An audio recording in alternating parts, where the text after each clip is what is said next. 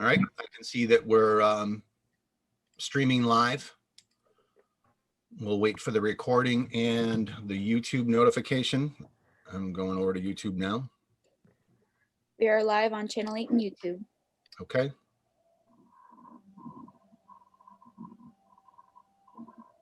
And I'm just pulling up the YouTube now. There we are. All right, ladies and gentlemen, good evening. The time is now 6:30 p.m. I'm Chairman Mike Curry, and I'd like to call the Select Board Business Meeting to order on this 28th day of April 2021. Please rise and join me for the Pledge of Allegiance. I pledge allegiance to the flag of the United States of America and to the republic for which it stands, one nation, under God, indivisible, with liberty and justice for all. All right, thank you. Before we begin, I'd like to state for the record that not only are we being streamed live on TCTV Cable Station 8 in our YouTube web platform, but this evening's recording will be available for later viewing on our YouTube channel. Please subscribe and hit that bell for instant notification. Just want to do a quick roll call for who we have on right now. I know that we've got a long night ahead of us, a pretty packed agenda, 3 hearings and several quarterly reports and other business with likely an executive session to close it up. But I'd like to acknowledge our guests as we have them right now. We've got, starting in our Family Feud grid, or I should say the Brady Bunch grid, Adam LaMontagne, Tim Toth, Yen Lin and Tom Chung, Karen Keeley, Jeffrey Brem, George Andrews, Jeff Bennett, Chris. I know that we're going to do a couple renamings here in a moment. TCTV is usually pretty busy doing that. Chris, what's your last name? Sorry, yeah, Chris Worthy. Okay, thank you. We have Mike Smith with us, Dale Kiley. TCTV team is with us, Joanne Burden, Kelly Pomprion, Mark Barrio, and our executive assistant, Holly Young. Thank you for joining us this evening. I can certify that the board, the select board does have a quorum as I see it right now. Hopefully our other 2 members will join us shortly. Holly, probably look out for a text for them in case they need that Zoom login information. All right, kicking off, as always, our agenda for this evening has been set no later than 48 hours out by law. It is publicly available at the official source for town information. That would be templetonma.gov. Be sure to go there and download tonight's fun-filled package. It's probably a record at 165 pages. Although I have the discretion as chairperson to add and remove from the agenda, it has been set to allow for time. I really like that statement for this evening. Personnel resources and public awareness. I do reserve the right to move agenda items around to best fit our business and guests. Thanks. Public participation and comment is still possible via the chat section of the live stream of YouTube. I and TCTV are monitoring the chat section and will address comments and questions as they appear or when appropriate. Remember, this chat area is part of the permanent record, so if it isn't already apparent, please state your name as you would during other meetings and town meeting. Most YouTube names can be a little informal, so we just want to make sure that we're talking with the residents. Just as a reminder, the live chat is about 20 seconds behind the live meeting. Here we are in our Zoom grid. Just a couple of rules for the road as we have some guests that don't usually join. Actually, I will back up a little bit. Public participation and comment. We do try and invite guests, and we usually have formal requests if people have business that is absolutely pertaining to agenda items. So that's why we have such a large crowd this evening from representatives interested in some of the public hearings that we have this evening. Zoom rules of the road. Please use video when possible, especially if you have business in front of the board. If you don't, if you're waiting for your agenda item, go ahead and shut your camera off. Make sure you're on mute. It's best to have video on so the public can see you. Good evening, Amanda. Looks like the live chat is working as Amanda Susie has said good evening. Please use the mute feature when you are not speaking. Although we can place you on mute at any point, Tim and I and Jeff know it as a hot mic if your mute button is off. It is easier for you to control your own button. If you do wish to speak, please raise your hand. There is a raise hand feature in Zoom, or if you're on the telephone, just politely break in if you wish to speak. We have a lot of materials this evening. If you wish to see materials, part of the agenda packet or another resource, please ask that of me. Adam also has the ability to share materials if I've got my hands full. This will help everyone stay synchronized and be helpful to the viewing public as they are out there watching our live stream right now. If there's another item like a map, just please make that mention. All right. Housekeeping over. Terry, good evening. Thanks for joining. A couple of admin sections before we jump into our new business. First, we have in our packet meeting minutes of April 7th. If you have had a chance to review them, if you have any issues, comments, or complaints, please let us know. Otherwise, I would entertain a motion to admit the meetings to the record for April 7th, 2021.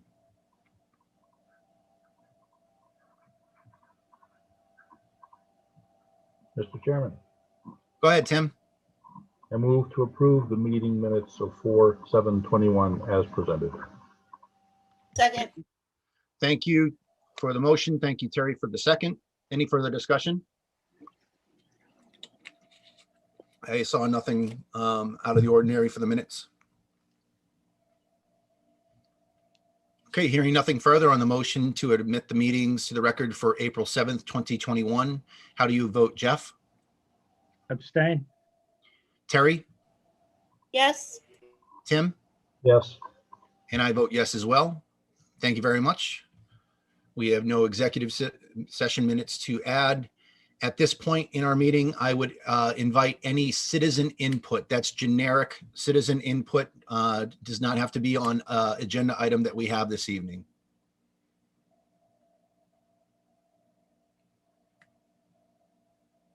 Mr. Wheeler says hello on YouTube. Hello.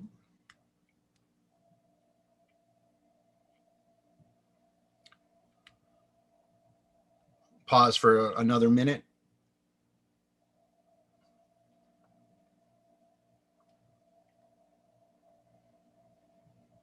I would say in this pause, just giving anyone a chance to put something in on the chat or in our audience that our latest COVID number is down to 9, which is fantastic. Always like to see the trend go lower. The PAC, or the Polish American Citizens Club vaccination site, I know that we've had a lot of involvement with that, has been issuing out vaccines at a steady pace. If you were not aware, April 19th was the threshold date for anyone 16 and older to sign up for a vaccine. I'm being so close to the border, I know that New Hampshire also allowed out of state older than 16 as of the 19th as well. Just quick COVID update. And a reminder to everybody, maintain your distance and wear a mask, especially for those businesses that still require entry with a mask.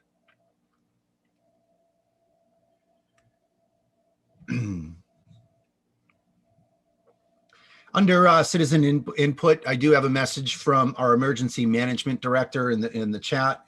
He said that the FEMA payment for he lists a number. I'm pretty sure that's a purchase order number, and the amount of $13,000 was released on April 27th and should be into the town account a few days later. That's fantastic news for everybody in town as part of the federal government support or the CARES and FEMA money. In this case, it's FEMA payment for the COVID protection efforts that we've been planning for over the past year. So thank you, Mr. Curtis, for that note. Okay, if there's no further citizen input, I'd like to jump into new business. Okay, Mr. Lamontagne, are there any introductions of new employees or appointments this evening? I do not have any. All right. Okay, I would like to accept a motion to open the public hearing with action related to the transfer of liquor license of Baldwinville Pizza to A1 Family Group LLC, doing business as Long Noodles. So moved. I have a motion. Second. Thank you for the second. Any discussion? Hearing none on the public hearing for the transfer of liquor license to Baldwinville Pizza and A1 Family Group, doing business as Long Noodles. How do you vote? Jeff? This is to open the hearing, correct? That is correct. Yes. Terry? Yes, thanks for the clarity, Jeff. Tim? Yes. And I vote yes as well. Just checking, I want to make sure that I've got everybody on there. It's a large grid. I just want to make sure I'm tracking and make sure I capture everybody. And I vote yes as well. So that is at 6:41 p.m. I'm opening the public hearing for the transfer of liquor license to Baldwinville Pizza to A1 Family Group. Okay, good evening, Ian and Tom. How are you this evening? Very good. Excellent. So the way that we run public hearings in Templeton is that we, I will open with the, you probably saw that we had posted the notice for a public hearing in the Gardner News a few weeks back. I don't have that reading right in front of me, but I just want to make notice that we had posted the public hearing. That's my introduction. What I'll ask for now is the petitioners will give their statement, basically what they're looking to do. If there's any opposition, we'll hear afterwards. There can be any board member questions during both the petitioner and the opposition, and then I'll open it up for open questions afterwards. I'll finish with a recommendation from both of you based on our discussion. I will then ask for any last questions. At that point, we will close the hearing, and then the board will go into deliberations and make their decision. Does that make sense to you? Okay. Yeah. All right, great. Well, I will hand the floor over to both Yan and Tom. I just, we're looking for what you're petitioning the board to do. Yeah.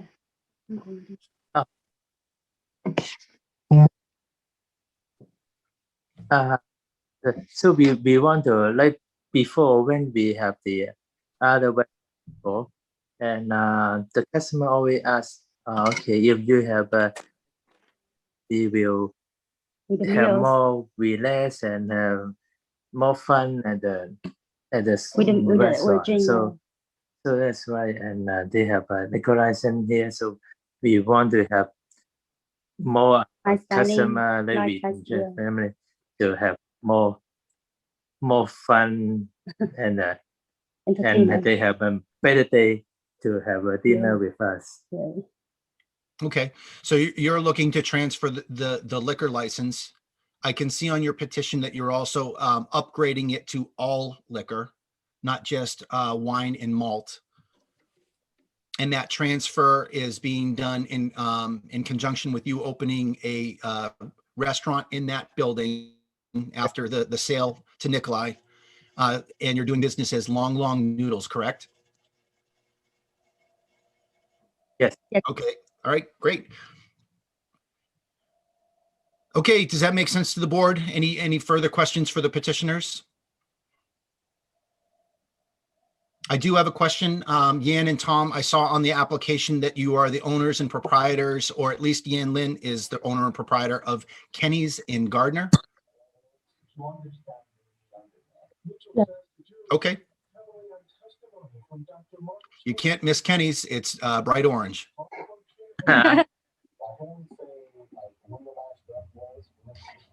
Mr. Chair, Yep. Go ahead, Holly.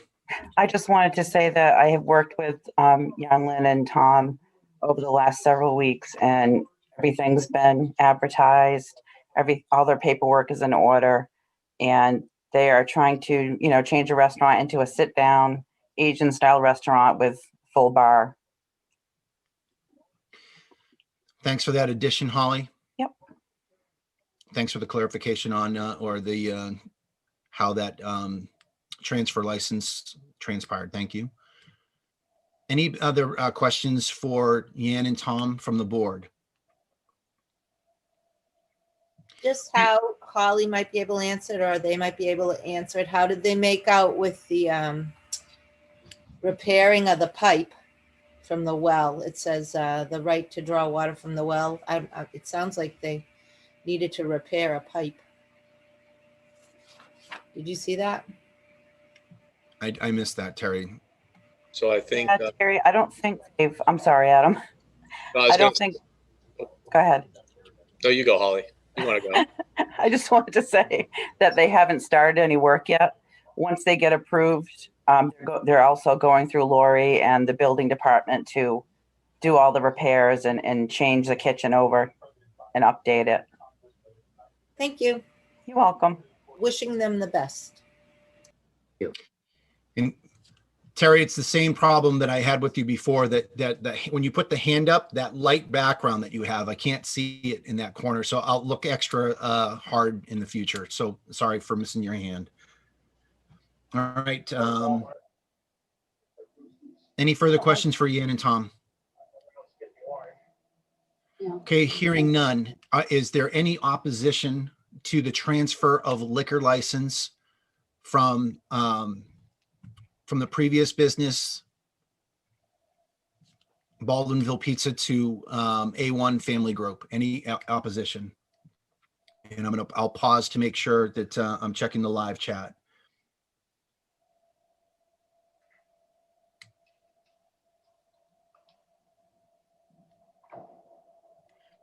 Okay, hearing no opposition, I will then move to the portion of the hearing where I open it up to questions.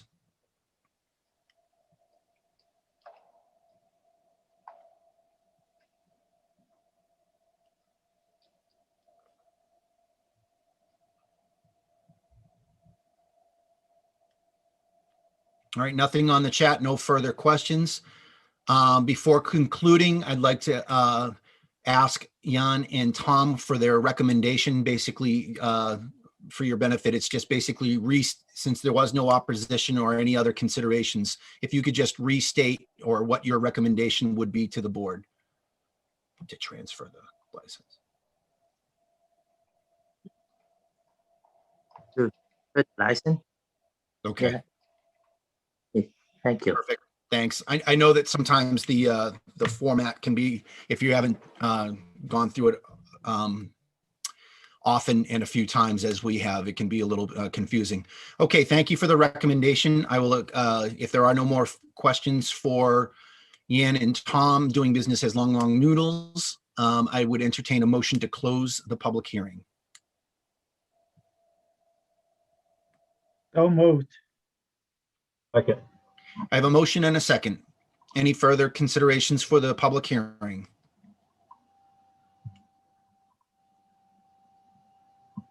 Hearing none on the motion to close the public hearing.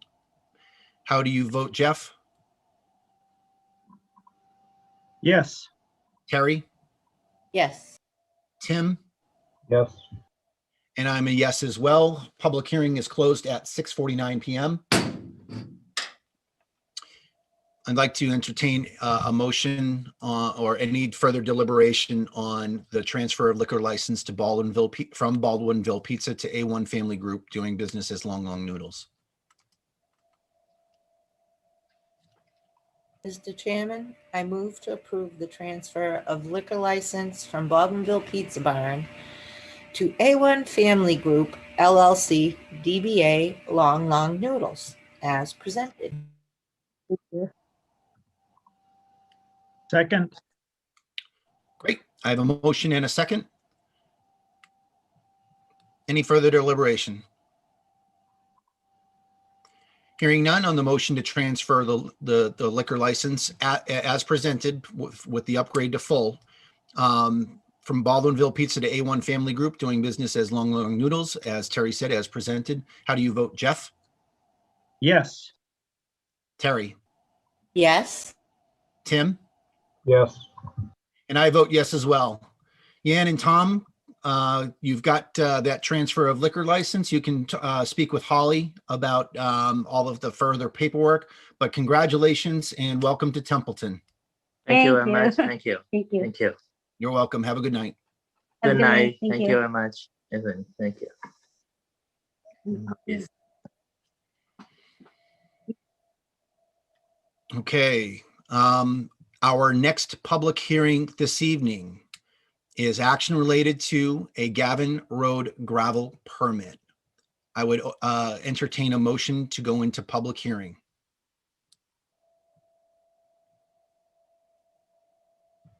Mr. Chairman, I move to go into public hearing in regard to Gavin Road gravel permit. I have a motion. Tim, I think you came off mute as you said it, so I think Tim seconded the motion. Yes, second. Perfect. Okay. Any comment? All right, on the motion to open the public hearing, how do you vote, Jeff? Yes. Terry? Yes. Tim? Yes. And I vote yes as well. Time is now 6:51 p.m. I'm opening the public hearing with action related to Gavin Road gravel permit. All right. Good evening, everyone.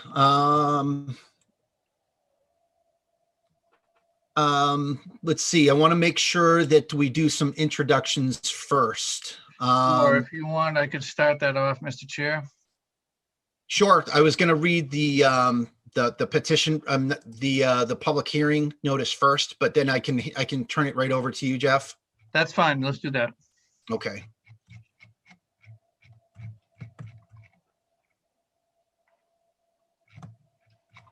Now I've got to find it. Okay, pursuant to Town of Templeton Bylaw, Article 145-1, a public hearing will be held on Wednesday, April 28th at 6:30 or soon after the agenda permits. It's live streamed on YouTube channel and TCTV Cable Station 8 on the request of Templeton LLC for a permit for the removal of soil, loam, sand, or gravel from property located on the lot Gavin Road, Templeton, Massachusetts, as shown on Assessor's Map 4-03, Parcel 14, and as recorded as Worcester County Deeds, Book 60320, page 140. A copy of the plan is enclosed. Note, this land was formerly the gravel pit operated by Robert M. Hicks. And then part of the public hearing is really what I've already described as the opening of the hearing. So now that I've got that intro, we see it on the screen.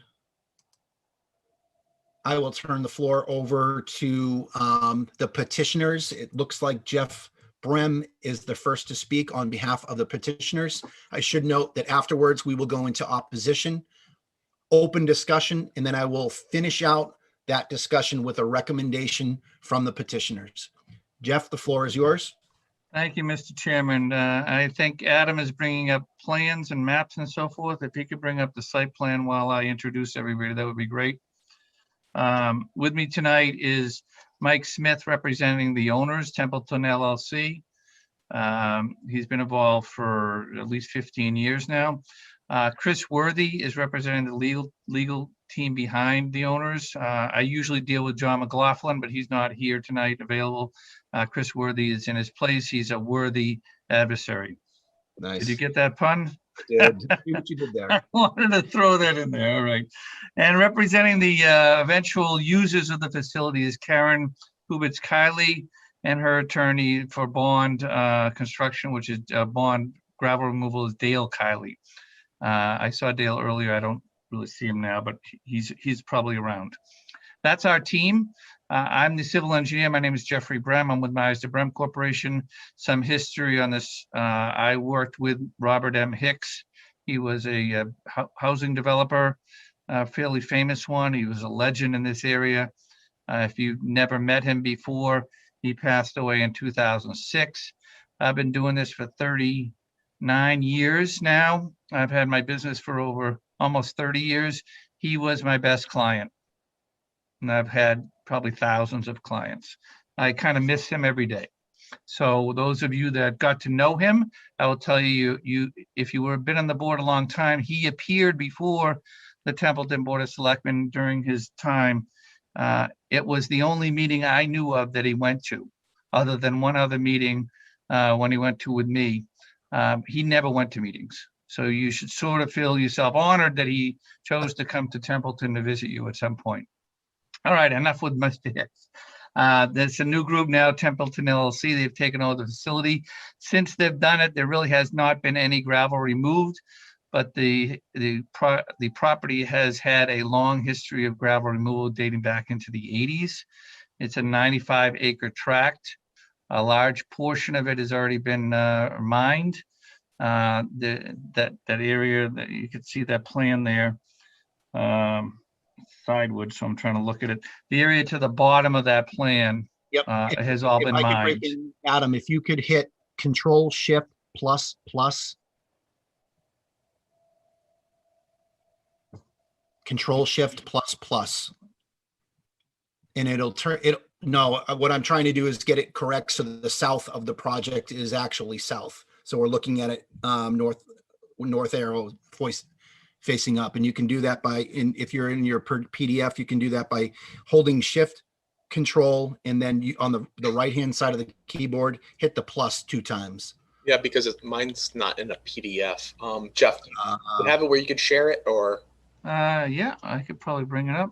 Yeah, because mine's in the download format, so I can't get out of that. It won't let me move it. Yep, I just wanted to make sure that we were looking at the correct orientation. Yeah. Let me.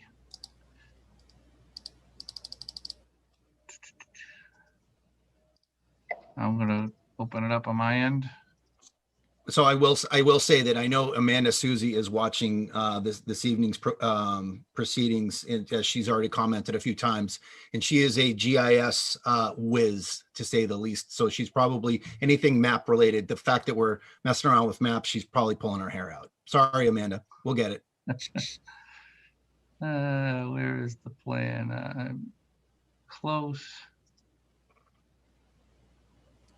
TCTV, would he have to have the ability to share that, or do I need to jump in here?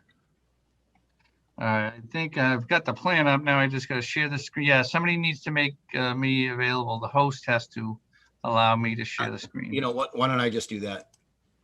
There you go.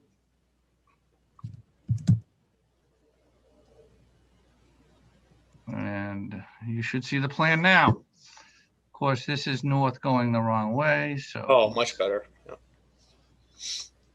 All right, so the north is now down. Now north is up. Okay. So as you see the right, you could follow my arrow. The north is going up, and the plan is sideways. So if you don't mind, I'm going to turn the plan so that you could all read the writing on the plan. So now north is to our left, which means directly north is east, directly up is east. So as I was saying before, this is a 95-acre piece of property. This section here has never been mined, and this area here has got a lot of wetlands through it.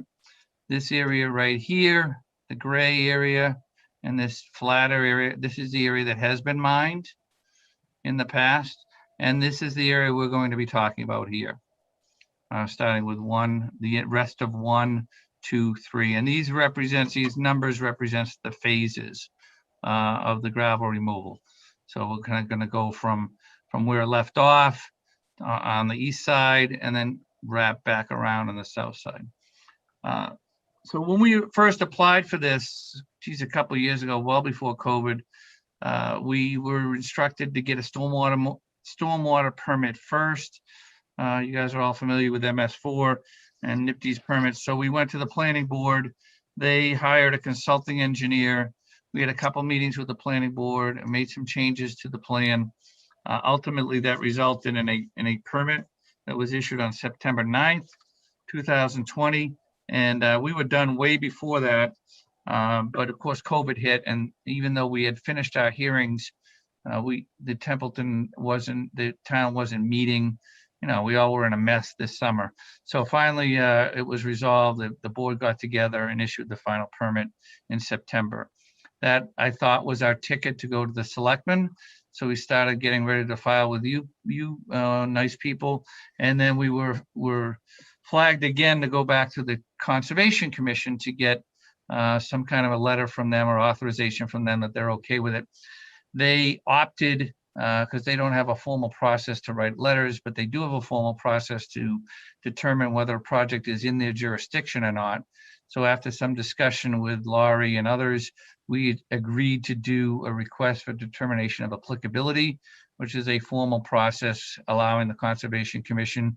The main reason why they wanted to do that is because when you file that itself gives the conservation jurisdiction to walk onto the property and to look around and so forth. So we did that. We filed the RDA. Again, that was delayed a little bit. They had their hearing on February 8th, and they approved, they didn't approve it. They basically determined that they were out of their jurisdiction. It's called a negative determination of applicability, and that was issued on February 8th. Now we have a ticket to go to the selectmen. So we went to the selectmen, filed the stuff with Holly, and had to get an abutters list and do all the normal processing of paperwork via mail and so forth. And now we're finally here with the proper notice advertised. We advertised a notice and sent Holly the green slips, which look like this, which we now has, and so forth. So now we're here before you properly with all the previous approvals done. The project is going to be operated very differently this time than it was, if you remember it, 15 years ago when Hicks was using it as his backup. The operator, Karen Kiley, is a professional mining operator. That's what she does. She'll tell a little bit about herself when she talks, but this is going to be a much more professionally run operation. It's now permitted for stormwater. So all those blue areas, those are going to be permanent stormwater devices to be, as each phase is done, the stormwater is going to go into some infiltration devices on site and be infiltrated into the ground and not discharge anywhere off site.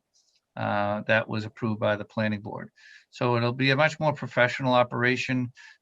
She'll tell you the operation hours and what her plan is, but each of the phases is now delineated clearly on the plan, whereas you didn't have that before, and it all meets the town's requirements for exposed area and so forth.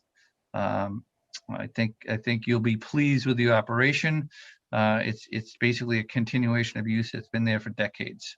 That's essentially my presentation. As I have here, we have tonight Mike Smith, who represents the owners, as I said, Chris Worthy, if there's any legal questions on the site. And Karen's going to talk, if you allow her a few minutes to tell her about the operations. She follows me. So go ahead, you're up, Karen. Hi, good evening. Thank you for allowing me to come in front of you. My name is Karen Huback-Kiley, and I am the Executive Vice President with Bond Construction Corporation. We found out about this project about 3 years ago now, and were asked to come in. So really, there's obviously a demand for aggregates. Our main plant is located in Spencer. As far as the project being run, we would just be mining and excavating the material out. Nothing would be processed on site. It would also not be a retail area. There would be no sales that would be directly loaded onto outside trucks. We would strip the topsoil off, pile it appropriately to be used in reclamation, extract the minerals, the gravel, the sand, and from there it would just be brought back to Spencer, where we would then process that. As far as timeline, we really don't know. A lot of the practice that we have done is we like to go in very gently. We like to go in with our own trucks. There would not be a giant fleet of trucks that would haul. With aggregates, it's a supply and demand issue, and then a lot depends on the types of aggregates that are needed in the processing. Occasionally, we have several pits located all around us. So depending on the demand, if there's a lot of rock that's needed, we have pits that have a lot of rock. If there's material that's needed that has to be on a clean sandy side, well, then we would be, extracting from that area. So as far as an active mine all the time, there could be times where we could be actively hauling for a couple of weeks and then maybe not even be there for a month or two. And then vice versa. That's our plan. That's how we usually conduct our mining operation. We try to do it quietly within the neighborhoods. I do understand trucks are loud. My drivers are exceptionally professional. We always stay within the legal limits from Massachusetts DOT, and we do that based on all of our equipment has certified scales in them. This way we can monitor what's put on the trucks, and we have a record of everything from when it leaves the site until it comes in and comes over our certified scale to be checked and timed when it comes into bond. So that's, does anybody have any specific questions that you would like to have me elaborate on? Karen, is anyone else in the petitioners going to speak first, or at this point, do any select board members have any question of the petitioners? We're all set on our presentation. We're here. The rest of us are here for questions. Okay.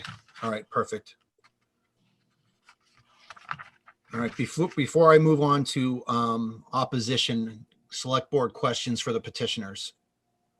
At this point, I just want to concentrate on the select board information requirements. I am compiling the questions from, I've got a few on YouTube, but again, as far as the public hearing, I'm going to do this in a prescribed manner. So, Mr. Chairman? Yep, please go ahead, Jeff. Yes. Concerning the hours of operation, when you do haul, roughly start time, end time? Well, we're coming from Spencer. So the earliest trucks would ever be there to haul would be 8 a.m. Because it's roughly a 2-hour round trip. And then the last load of the day would be coming out of there by 3 o'clock because they would need to dump and fuel and park their trucks because our hours are in Spencer are only until 4.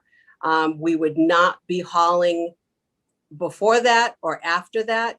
There would be an equipment operator that would be there, probably just a loader operator. So we would have a loader and possibly an excavator, but usually it's only 1 or 2 people that are there to run the equipment. Most times only 1. And we would not be hauling on Saturdays, Sundays, or holidays. Thank you. Mr. Chair, Yes, Terry, go ahead. could I please ask about how many trucks at a time and what size? Certainly. So the trucks that I have are either a 10-wheeler dump truck, which is your normal straight bodied dump truck. And then we also run dump trailers. For that distance, it's much more feasible to utilize the dump trailers. And I own 3 of them. There are occasionally times when I will have maybe a hired truck that may work for us if one of mine are busy hauling to a municipality maybe, or another large job. So there wouldn't be that many trucks. That's all the trucks that we have would be the 3 dump trailers that we own. And may I please ask what routes you take from Spencer? Certainly. So we would stay on the main roads. We would come up Route 56 to Route 68.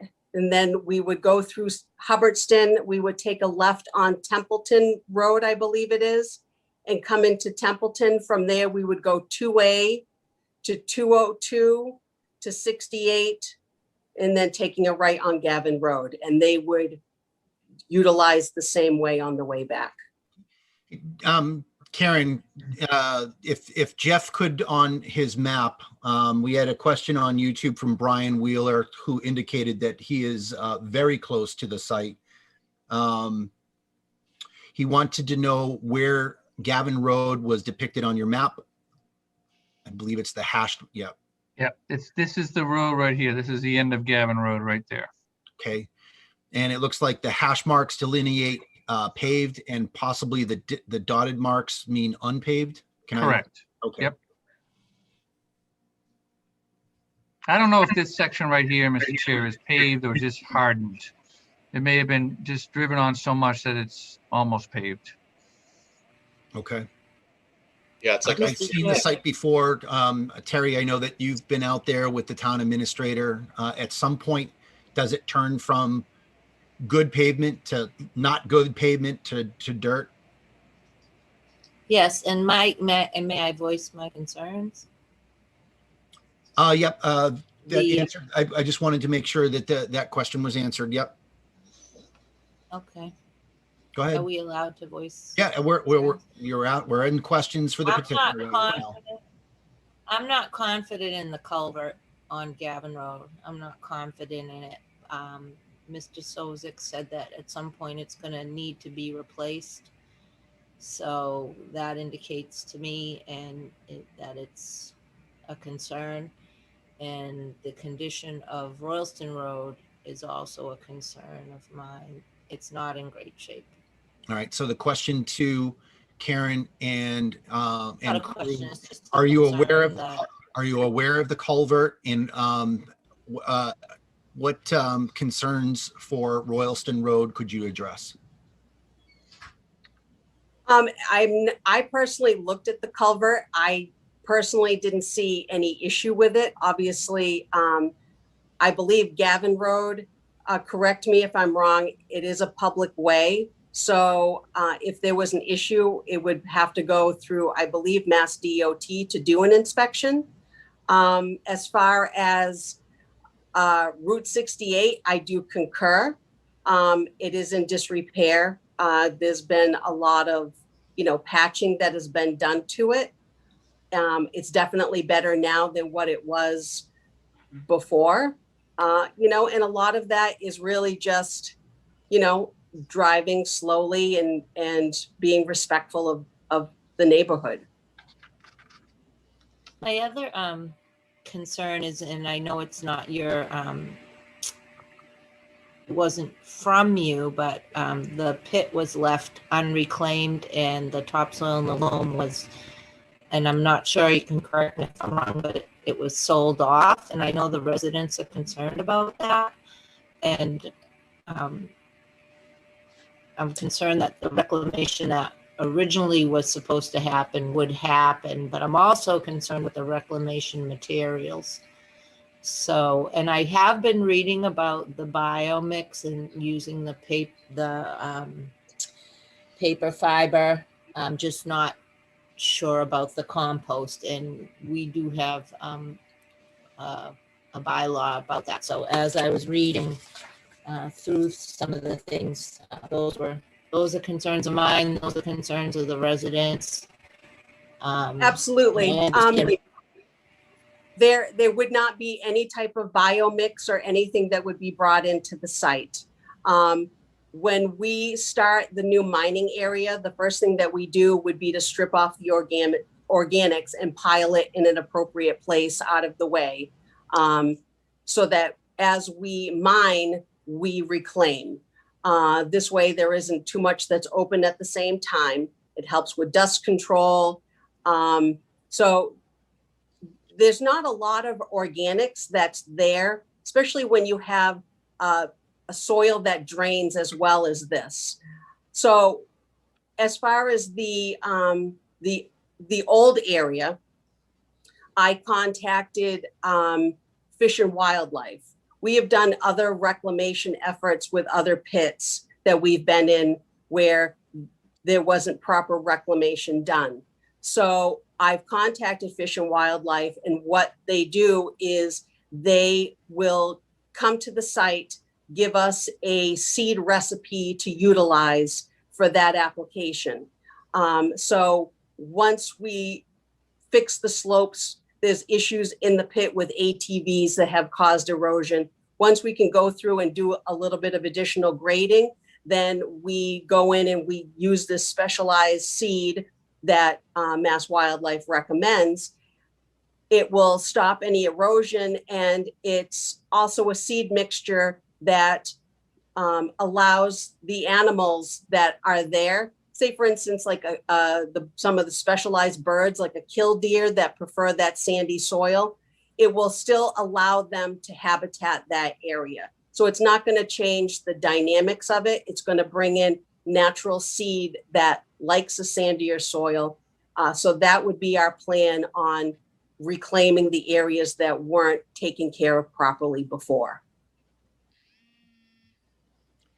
And if I could just further clarify for Terry, Terry, thank you for your concerns, but basically that would, as a question for the petitioner, it's really, what is your reclamation plan, and would it include any previously unclaimed mined areas, which I know that you were just describing that. We did see in our packet the 2019 proposed reclamation plan.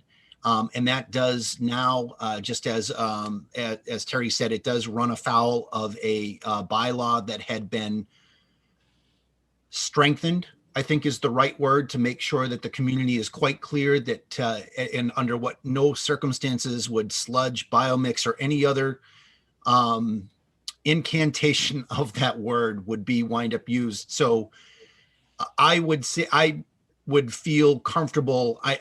There's a lot to consume in this packet. It took me a long time to kind of go through a lot of it, but from a reclamation point of view, and this goes to some of the questions that I'm collecting from YouTube, and we will get to those. I want to make sure that the bond surety, that escrow of funds, to make sure that we don't have, Jeff, I never met him, Bob Hicks, but I know that we had unfinished business in the, right. And it really, the town takes responsibility for half that issue. And I realize that, but going forward, we can't, knowing that this is one property of land, Mike Smith, you can speak up. I know that there's been a lot of property changes and otherwise, but the property has been, like you said, decades of, it's a gravel pit. People on Gavin Road know it's a gravel pit. We want to make sure that if we have the opportunity, especially with the professionalism that it sounds like we're being briefed, that if we have an opportunity to do this right, I think it's going to be better for everyone. But I don't want to get into deliberation. I just want to be able to put the bow on that question that Terry asked. So if you would allow me, Mr. Chair, on that one issue. Ahead. So that 2019 plan, that was the original plan that we, the owners were working with an outside firm to do a reclamation. That plan has been scrapped, withdrawn, removed, trashed, disposed of, whatever you want to call it.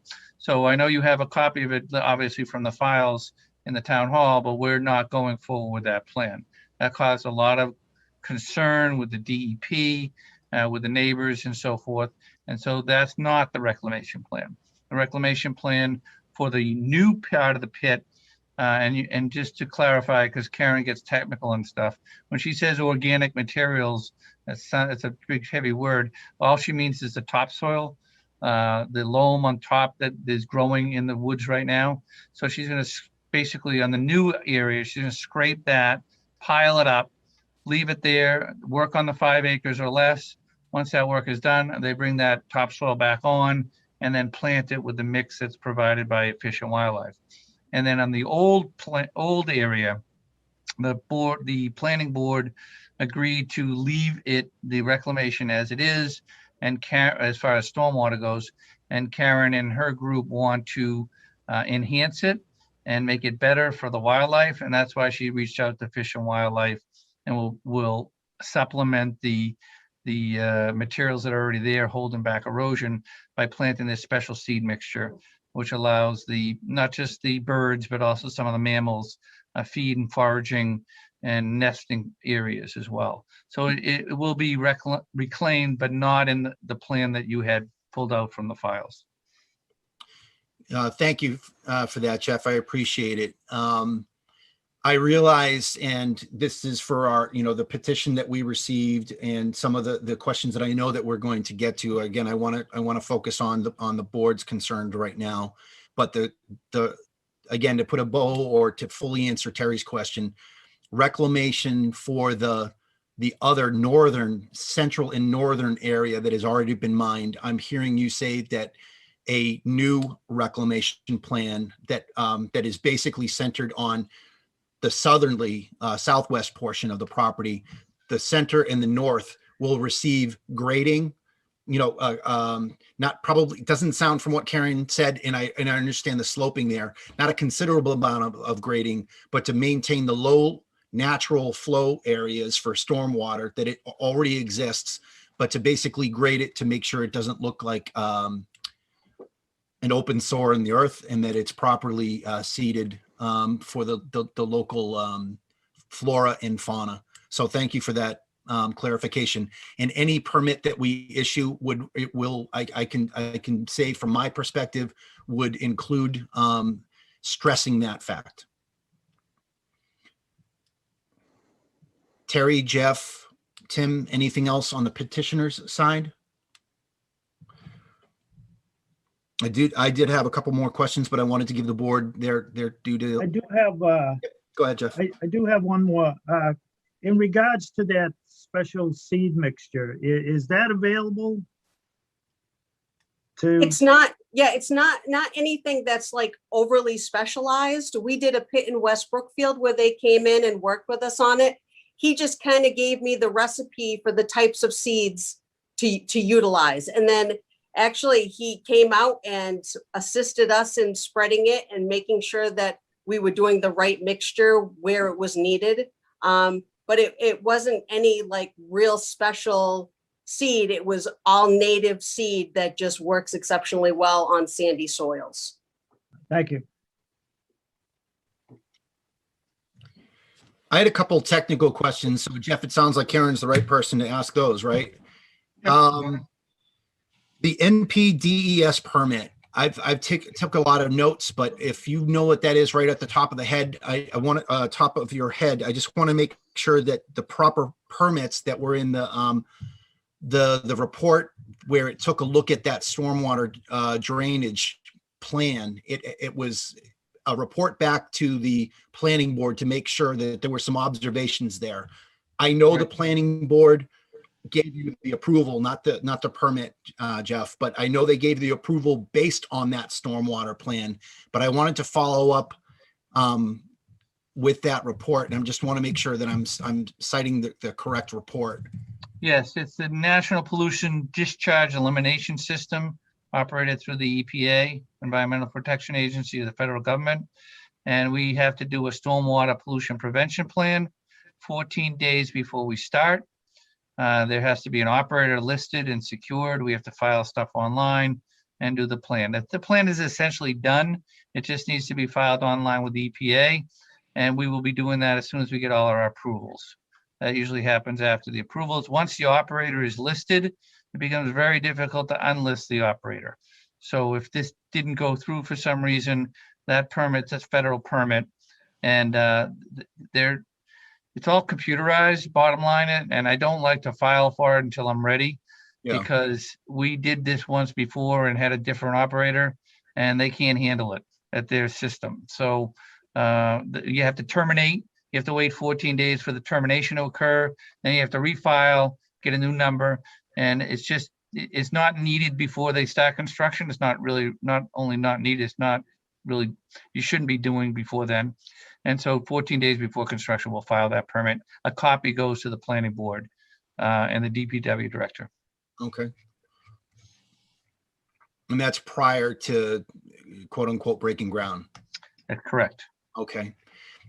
As I look at an overhead. If I could, Mr. Chairman, sure, just Jeff. so there's a benefit to this project. Not every project is easy. This all the flow that we're going to be working on flows to the north and then into this, you called it the center area, the area that has been gravelled before, and then it sits there. So it's all retained on site. It made it very easy for myself and for the peer reviewer to deal with the drainage because we have no off-site flow. So that's what the NIPTES is all about, is making sure there's no erosion off-site. Okay. Terry, you had a question? Yeah, Bob also mentioned dust control. Can they speak to that, please? I'll let Karen handle that. Certainly. What we would do is, as far as dust control we would use water, obviously, for dust control. We would put clean stone down. So as the trucks would be coming out of the pit through the gravel area, they're coming over what we call a rumble strip. So this way, dust or things like that is not being tracked out of the pit itself. And it's very easy for us to utilize stone, clean stone, because all of our stone is washed. So once if it becomes dirty, then we can scrape it up, load it on trucks, and we can bring it back to our plant and bring in new fresh stone. Terry, are you good? Yes, thank you. All right, thank you. I have an obvious question. When I look at an overhead view picture on Google Earth or otherwise, the southern area as you depicted it right now, is it 100% tree growth? Yes, it is. Okay, so that's really the first portion of what happens, like I said, groundbreaking, but then you go into a timber operation first, correct? Well, the first section is number 1 right here, which is the remnants of the old pit. Yeah. So they'll go in there and that is not in proper shape grade wise or anything. There are hills there that there's a good amount of material in here that's already been cleared, but then they'll go in and do a timber operation, but they're going to timber each phase. So okay. I remember you said clockwise, starting with yes. the west portion, going to the south, and then back around, coming north. They may timber a couple of phases at a time and just leave the stumps in the ground to keep it secure. But they'll timber an area, but not the whole area, and then they'll come in, strip it, store the topsoil, and then start mining.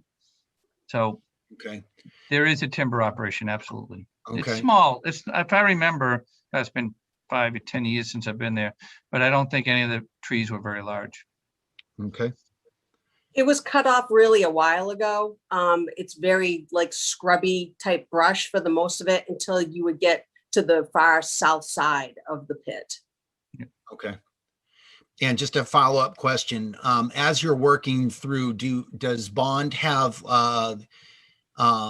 or does the project have any kind of limit of how much land that you're working on at any given time? Are you, as you phase through this, are you taking it in 5-acre, 10-acre chunks? That's how it's broken up on the plan. You'll see each phases. Okay. So as we're moving along, we continually do reclamation. I understand. So as we're mining, we'll have a loader operator there who will be loading material on trucks. Well, there isn't a whole line of trucks when you're only hauling with, say, 4 trucks and it's a 2-hour round trip. So in the meantime, he's grading, he's prepping piles to be loaded. And when the time comes, then he's spreading loom and doing reclamation all at the same time that everything is being done. Okay. Thanks for that follow-up. Terry, you have your hand up. Yeah, I'm trying to figure out how to phrase this because obviously when Perkins was in charge of the gravel pit, they didn't do the reclamation that they promised, and we never claimed the bond that was put out because that wasn't done. It has nothing to do with Karen. A question came up about who's going to monitor the situation out there, and I'll let Karen speak to the MSHA that she told me about, but on Myers and Harrington, this is where I also feel uncomfortable, because back then, nobody in town, nothing and it says it right in Myers and Harrington, nothing in the bylaws requires site approval by any particular board. If the Board of Health is uncomfortable serving as the site approval authority, other towns have allowed site plans to be filed directly with the select board or with the planning board. I agree that the planning board site approval should suffice for this application. However, the select board should adopt a consistent policy going forward, whether that is to solidify the requirements in the procedure for granting gravel permits document as an active policy. So, I just want to say, I don't want to mess it up this time. And who's going to oversee it? What are the rules?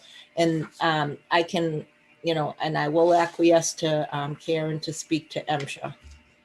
Okay, so we have governance over us at every level. So obviously with a permit, there's governance from the town level. We have governance from the state level. We have DEP. Then we also, at a federal level, we have a governance from the EPA. And we have the largest governance is the Mine Safety and Health Administration, which is MSHA, MSHA. Everybody seems exceptionally familiar with OSHA. Well, MSHA is what governs us.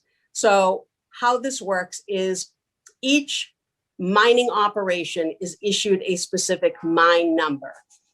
We are inspected a minimum of twice per calendar year by a federal mine inspector. The office that handles the area for New England is out of Portsmouth, New Hampshire. So we will have a mine inspector, a federal mine inspector, who will show up at our main operation in Spencer unannounced. He may show up at 6:30 in the morning. He may show up at 10 in the afternoon. We do not get a heads up that they're coming.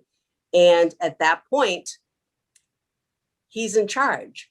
No matter what's on my schedule for the day, it's canceled because I give him a full tour of our facility. He will go in our buildings. He will go all over our crushing and washing plant. And then any of the pits that we're active in, he must be taken to. And he needs to make sure that everything is being done correctly. With MSHA, they are all powerful. They can shut us down. They can issue tens of thousands of dollars of fines. If there's an issue where someone gets hurt, we only have 15 minutes to call MSHA. So the first thing we do, you call 911. The next thing that happens is someone has to call MSHA and notify them. And they will come in and do another inspection if there's any type of, where somebody gets hurt at any level. So we do have a lot of governance. Bond has a great reputation. I would welcome anybody to contact me to go in and check that pit at any time. It would be an active mine. The person would have to be accompanied by a trained miner, but I would welcome it. We do not have an issue. We do everything the way it's supposed to be done. And we always have. We have a good reputation and we would never do something to put that in jeopardy. Terry, you still have your hand up? You have a Oh, follow-up? sorry. Yeah, sorry. I'll take it down. Sorry. Okay. Mr. Chair, I need to continue on to add to what Karen said. Locally, condition 18 of the planning board's approval. I'll read it. Yep. Gives I was just about to go to that. Yep. Okay. Do you want to read it? You want me to read it? I'm still getting up to it. I'm going in the wrong direction in my document. You go ahead. All right. Number 18, just for the rest of the people that are in the audience, an annual inspection will be completed at the expense of the applicant. The inspection will be completed by an engineer at the direction of the planning board. So once a year, the planning board is going to send somebody out there. Karen's going to pay for it. And that person works for the town. Yeah, Jeff, and I would add into that document that this is the September 9th, 2020 site plan approval from our planning board. Condition B as in Bravo, any officer, agent, or employee of the Planning Board, Conservation Committee, Zoning Board of Appeals, Fire Department, Police Department, or Board of Health may enter upon the site at any time in emergency situations to protect the health and safety of the general public with or without prior notice to the applicant. Any other entry upon this premises shall be made during the hours of 8 a.m. to 5 p.m. on a 24-hour written notice to the applicant when any officer, agent, or employee of the town is in pursuit of official duties such as examinations and surveys, examination of construction undertaken, and the purposes for which the site is used. And that's, and it lists out the Mass General laws in accordance with that. So that was a good question. I'm not sure, Terry, if you're trying to preempt me on the questions. I've been collecting them all on YouTube, and I can see where some of your questions are headed. I definitely had a question about oversight and supervision. Whether from our mindset there was some before on the prior operation. Our intent in coordination with Bond and Templeton LLC is to have a good working relationship where we feel that we're not peering over other shoulders. We want, like, I want to rephrase what Terry said at the end of our things. We didn't get it right before. We want to get it right now. It is absolutely within our bylaws to do this. You know, the town does not make money. I'm kind of tipping my hand to some of the questions on the YouTube. The town doesn't make money from this because it's private property. If you could say we make money on this, it's from the permitting action alone. What else was I going to say about that? Well, we're really just in questions for you right now. Any other questions? And I had a question about operations and maintenance plan as it was written by Templeton LLC about frequency. And I think we just kind of spoke to some of that. Annual inspections, spot inspections, external agencies, as like you said with MSHA. Good questions. So good operations and maintenance plan in terms of specifying frequency. Any other questions from the board before we go into opposition? Mr. Chairman? Go ahead, Adam. No, I just wanted to say, so you received the email for the 2 opposition letters and as well as the town council documents. So I'm not sure. I think at some point we'll have to read those in the record. Oh, I will. I'm still in the petitioner right now. I didn't think this was going to take 10 minutes. Thanks. You're welcome.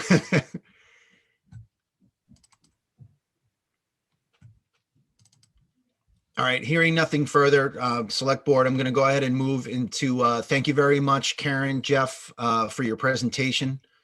I'm going to go into opposition. With us this evening, Jeff, you can go ahead and you can stop sharing your screen.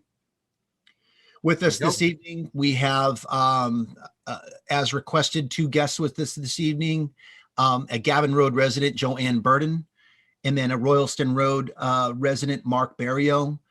They have worked with us to not only come on this evening to be a part of an opposition or a voice within the community.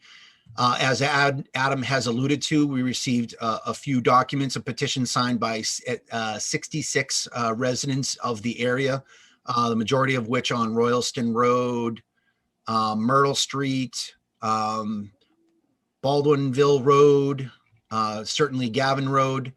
I'll go ahead and read these into the record, and then I will allow Mark or Joanne to go first from a live perspective. But I just want to make sure that we're getting in this COVID environment with being on Zoom. I want to make sure that we have enough of the community voice being heard.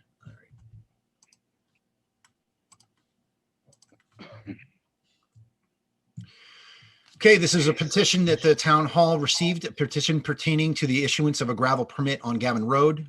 We, the undersigned residents of Templeton, Massachusetts, herein after referred to as petitioners, do hereby petition the Templeton Select Board to hold certain conditions to any gravel permit applicants, and specifically any applicants for a new permit or a renewal permit at the so-called Gavin Road gravel mining operation. They pointed out, as you can see on your screen, I'll go ahead and blow that up a little bit. This was received on April 12th.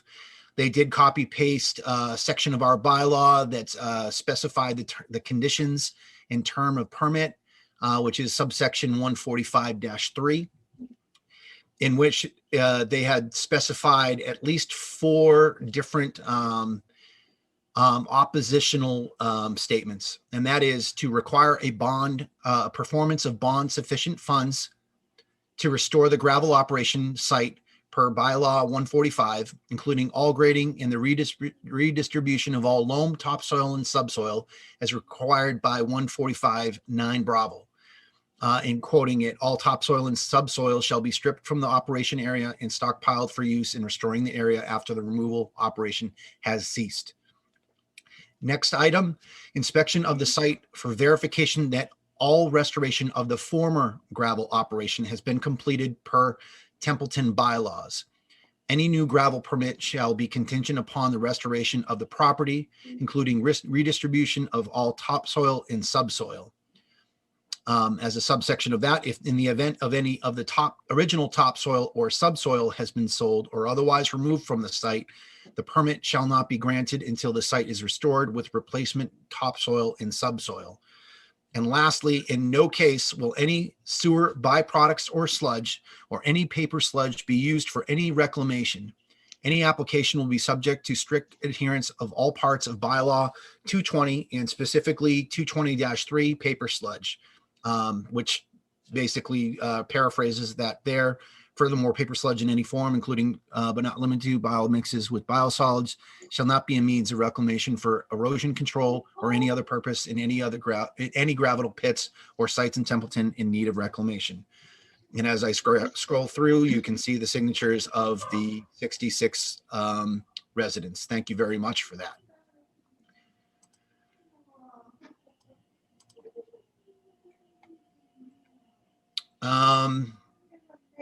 From Fran Yakowski. Hello, Mr. LaMontagne. I am Francis A. Yakowski, owner of the property. Just a quick break from that. That was considerations. There wasn't any questions in there. I didn't read them as questions, but that last section, the board, that was really to the petition the select board. So that was not a message so much to the petitioners as it was to the select board. I just want to specify that. I am Francis A. Yakowski, owner of the property and home at 227 Royalston Road, Templeton. I am not able to attend this public meeting, but I have many questions regarding the request to permit to remove sand, gravel, loam. Since my property abuts the Gavin Road lot, I have these questions and would like to have them personally answered with an email or to be answered during the YouTube channel streaming. Well, here we are. The print on the map sent illustrating the area to be discussed is so small. Can it only be read with a magnifying glass? I would like to see this map emailed to me so I can print it out using the part. So Adam and Holly, if you could be the note takers for what we have possible. On Mr. Yakowski, if I'm butchering your name, I apologize. Jeff, you seem to have a higher resolution map. If we have that within our own abilities, I know my own packet, it's probably not scrollable to a fine degree. If we could just have within the town administrator's office a higher resolution, that would be fantastic. So thank you for asking. I will send that as soon as we're done. Okay. How close will this property be to my property boundary line? Trying to find out where it is. I could pull up the plan again if you want.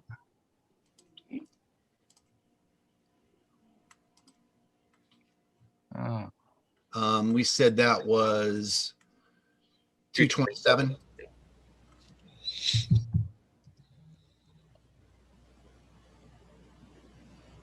I'm assuming that's North Royalston Road that we're referring to.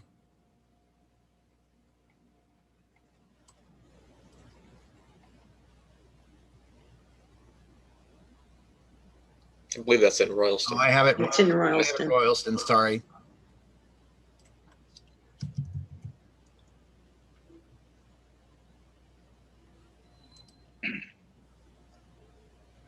There you go.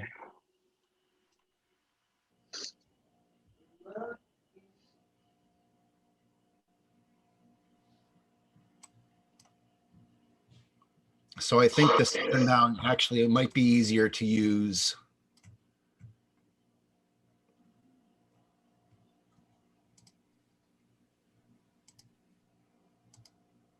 This is 227 here.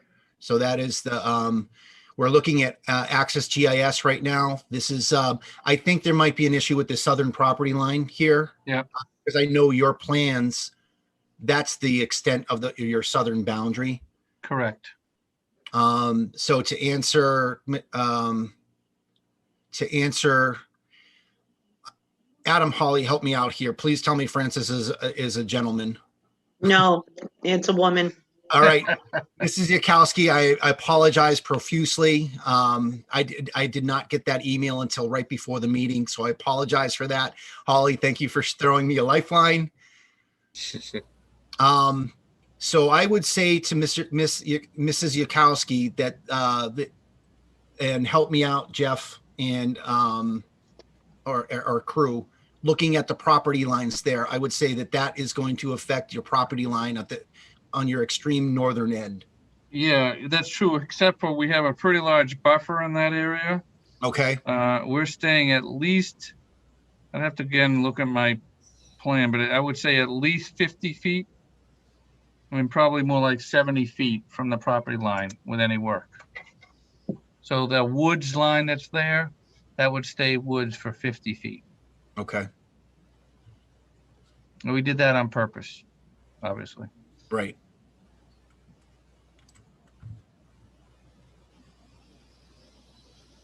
I didn't realize we'd be going through a lot. I know that our live guest as well might have some concerns as well. How much soil, gravel, and loam will be removed? The application writes $1 million plus because it's almost impossible to figure out how much gravel is to be removed. The site is so hilly, but we calculated it'd be somewhere over 1 million yards. If approved, what's the timeline? The board can only submit a 3-year permit per our bylaws. What is the overall time frame that you would expect? Karen?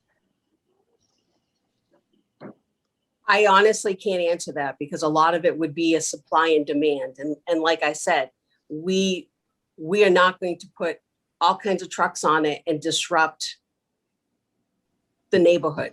That's not how we operate. I would rather do it with the town, make sure that nobody's upset about it and do it properly, and not rush.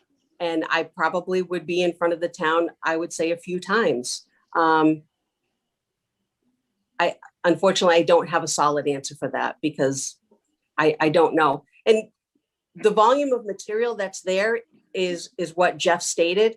That doesn't necessarily mean that all of it is going to be material that's usable, that could be removed from the site, because a lot of times it changes, especially when it gets down so deep that we don't know exactly what it is. So that is also just an estimation. Okay. To help you out, Mr. Chair, and members of the audience, and answer this, and I haven't talked about this with Karen or not, but I had a gravel operation I worked on last year, 2 years ago, and we had sand in this gravel pit, and we moved 100,000 yards in about 4 months, and these trucks were every day, 17 to 20 trucks a day, including the trailer dumps.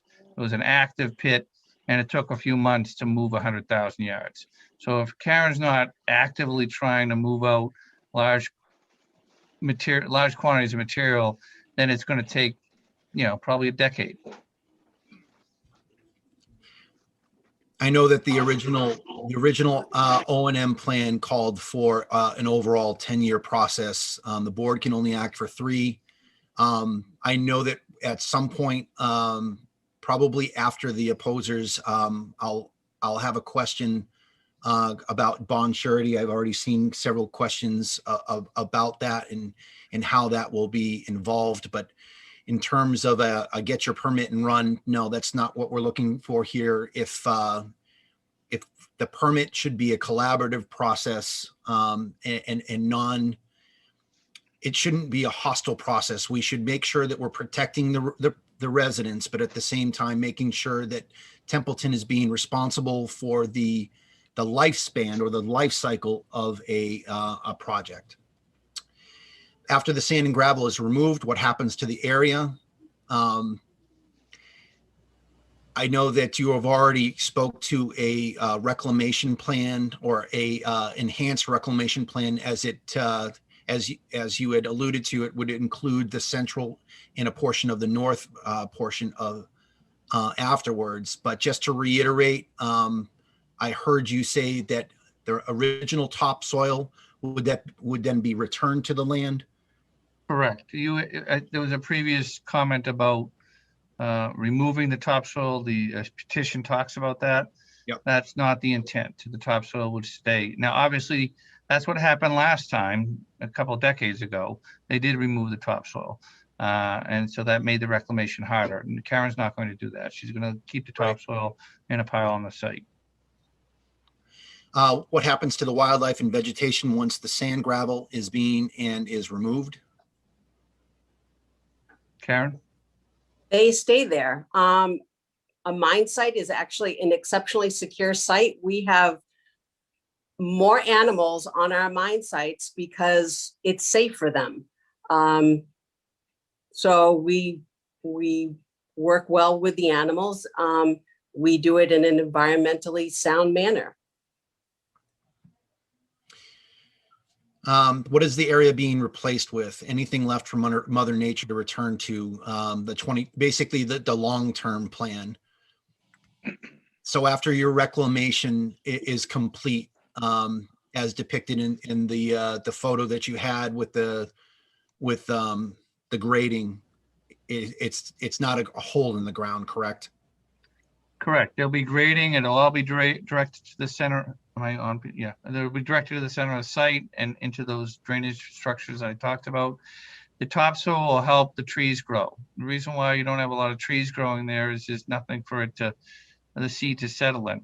Once you put even a small amount of topsoil, we'll get the seeds and the acorns and so forth to reestablish themselves. And in Karen's area anyway, it'll certainly turn into a forest 20 plus years from now.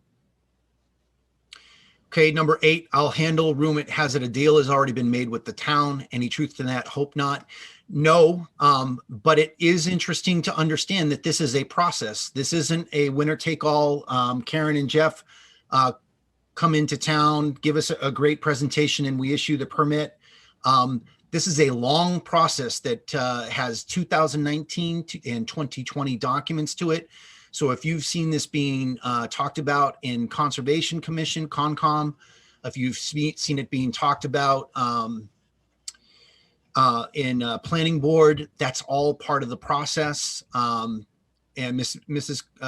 Yukowski, you can look in the packet to see all those previous documents. Believe me, this select board is entirely interested in making sure that if a permit is granted, that it is done correctly. Number 9 is sludge refuse going to replace the sand and gravel. I think we've established this evening. I know that both Jeff and Karen heard several times from at least Terry and I that we have a bylaw that protects against this, and we will mention and reiterate that fact. Karen, I really like how you're able to provide additional detail for that seed mix. In a little bit, I'll wind up asking a little bit more about that from the YouTube comments. So thank you for that. Number 10, will the state or town take this area over for refuse and storage?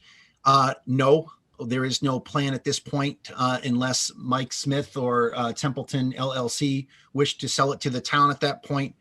There's been no discussion about that.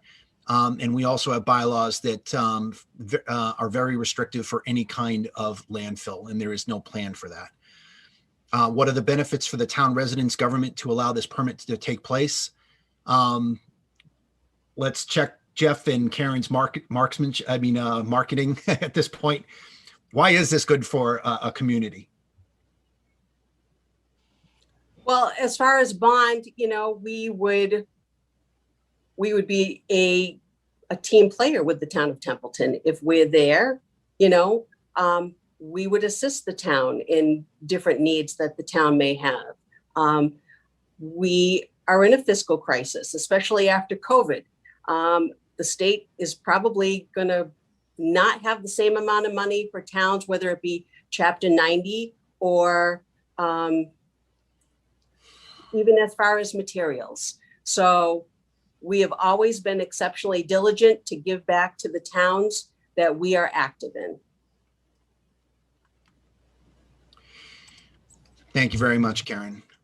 What happens to Royalston Road after this project is completed? Royalston Road, they pay taxes. Yes, thank you.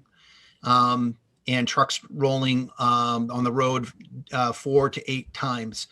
So two-part question I can say from the town's perspective. Adam, if you wanted to chime in, I don't think Mr. Sozik is on. Royalston Road is on the town and the state's plan to be redone. I probably could, I won't be able to go into great detail on how bright and shiny that new road will be. But I can now kind of bleed over into Karen has been involved with in the past. The town has accepted a gift, as was mentioned in the YouTube chat. Again, I've got a lot of questions tonight. I will get to all of them. Karen, do you have any comments, or Jeff, do you have any comments on Royalston Road, what has been done, or any considerations for the future? Well, it is definitely in disrepair. You know, some asphalt. This was back in October of 2019. The highway department was grading the side of the road. Bond did donate about 70 tons of hot asphalt to assist in that, just to show that we are neighborly and that we do appreciate that the road was in disrepair. A smooth road is a quiet road. And, you know, that was just our way to say, hey, you know, we get that the road is in disrepair. If the trucks are traveling down the road, you know, we would want to do what we can to keep the road as safe as possible and as quiet as possible. Did you want me to add to that on the fact of the Royalston Road being on the transportation improvement, the tip list? I will in 2 seconds, just to finish out what Karen was saying. Although preemptive, it does give the appearance that it's a gift to say, hey, let's get this done. We certainly appreciate it, but this permit would not be contingent on any prior commitments. Having said that, when I watched the zoning board of appeals, I watched the planning board, especially with the zoning board of appeals in their latest meetings. Considerations, as some were given to you in your planning board approval, considerations can include being able to maintain existing infrastructure as a consideration of the project. Certainly making sure that if there were issues that could be construed as causing from enhanced truck use, we would just ask, or at least I would put it out there to make sure that we understand. Like you said, Karen, we're trying to be a collaborative, take a collaborative approach to this, to say there is effects on the ground. It's not like it's going to be a whisper in the night where Bond comes in and we would never see the trucks. We are going to see trucks, 2 different kinds of trucks from this conversation, lumber and a dump truck. To understand that there would not be effect, would not go over. The community would not except that there would be no effects. So to this question and how you explained it, Karen, I appreciate that. Adam, if you'd like to speak to the Royalston Road project. Right now, the town's continuing to do everything it can to get that onto the tip. it's on the list in the sense, but it hasn't made it to the top, where, because with these projects, one were to fall off, then we could end up moving up. I mean, we're looking at, I believe, federal and state dollars of $4 million for the Royalston Road project. And we're still moving forward in that direction. But with anything, we just have to hit the timeline in the right sense. Hopefully fiscal year 23, 24, depending upon where everything goes with the MPO and the and our regional partners.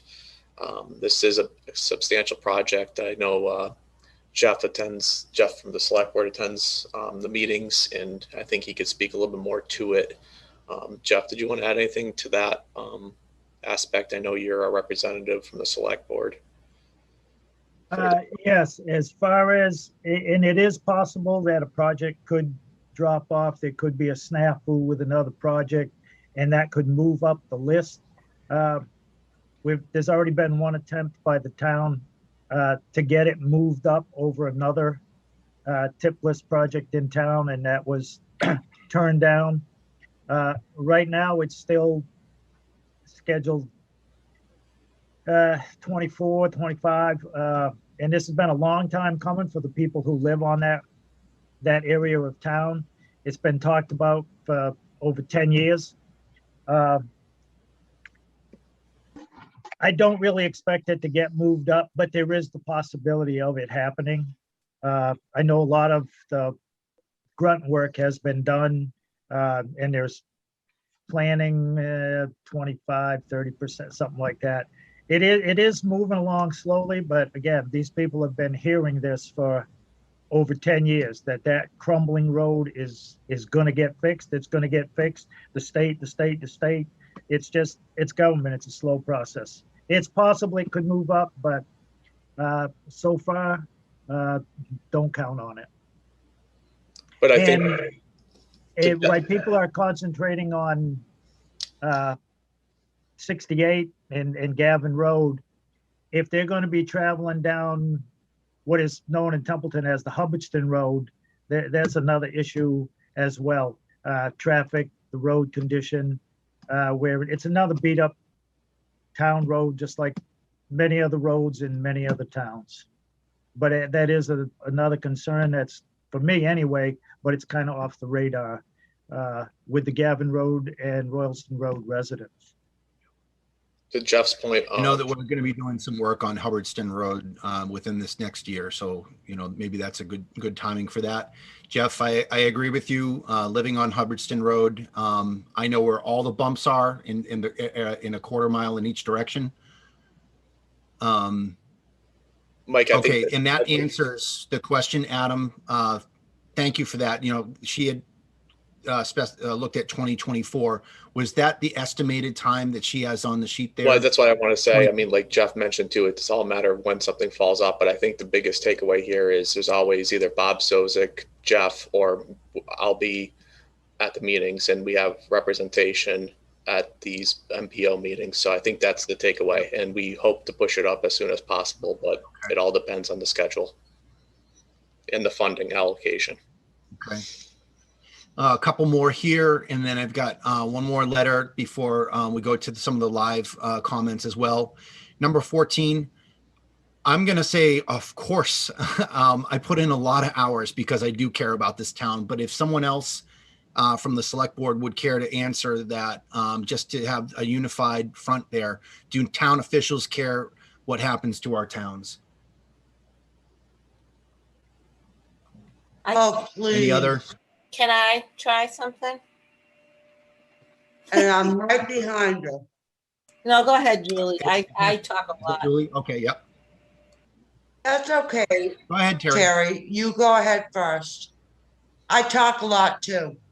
So I really have put a lot of effort into this, and one of the takeaways, and of course I can't find it. I just wanted to read you something that I looked up as I looked up managing and protecting aggregate resources, because of course fear always is a factor when it comes to making decisions. And I I wanted to make sure I looked up everything I could, read about it, not just in Massachusetts, but throughout the country, and the whole aggregate mining. And it reminded me, you know, about palm kernel oil and the environment, and the buzzword today, which Amy Guthrie mentioned and Bev Bartolomeo, sustainability.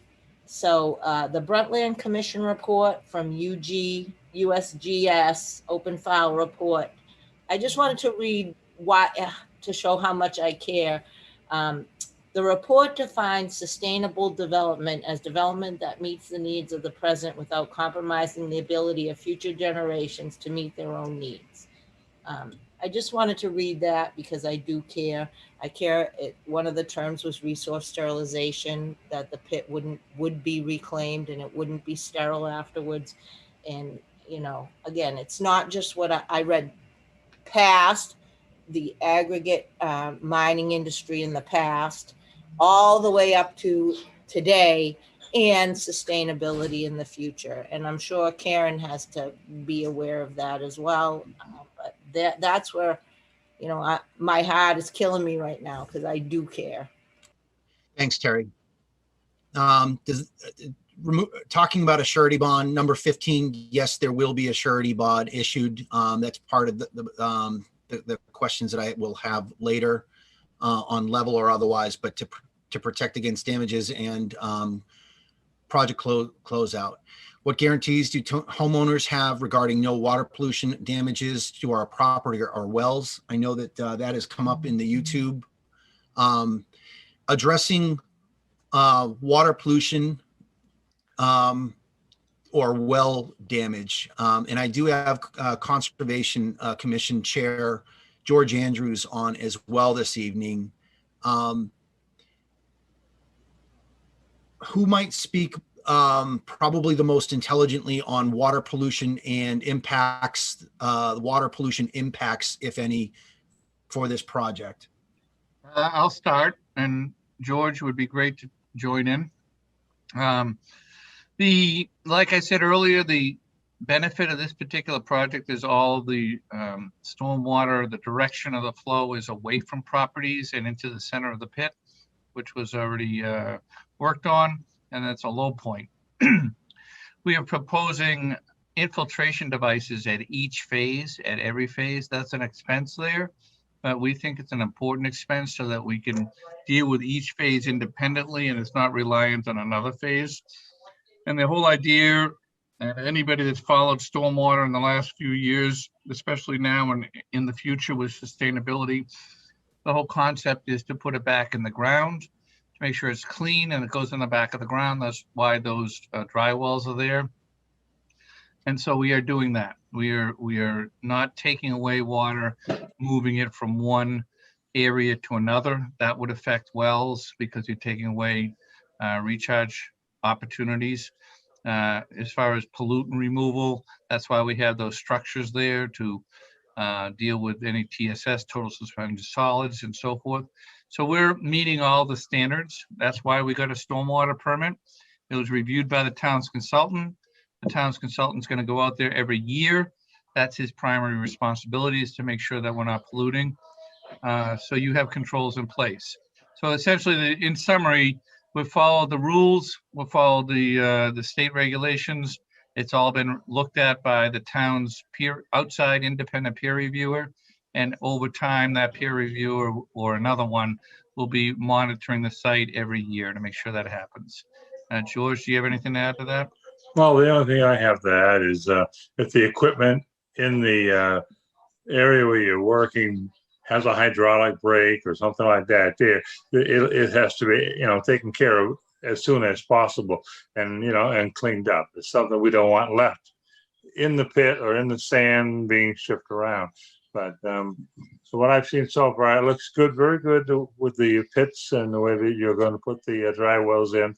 And the only other problem is there is down the road on Wilson Road is one of our main areas where our town water comes from. So, you know, there's a lot of water on the side of Royalston Road going up to Gavin Road.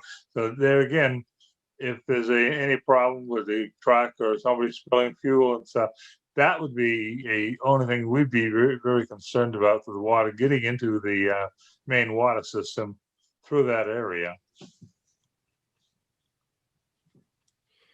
Thank you, George. And, you know, I think that's about all we can do. You're welcome. Okay. And finally, Fran has, Mrs. Yukowski has, if there are any damages, who will be responsible for the cleanup and repair? Is it left to the town or individual homeowners? And what happens if this removal company or property owner goes bankrupt? So to answer that question, the town will have a surety bond that will cover reclamation or project closeout.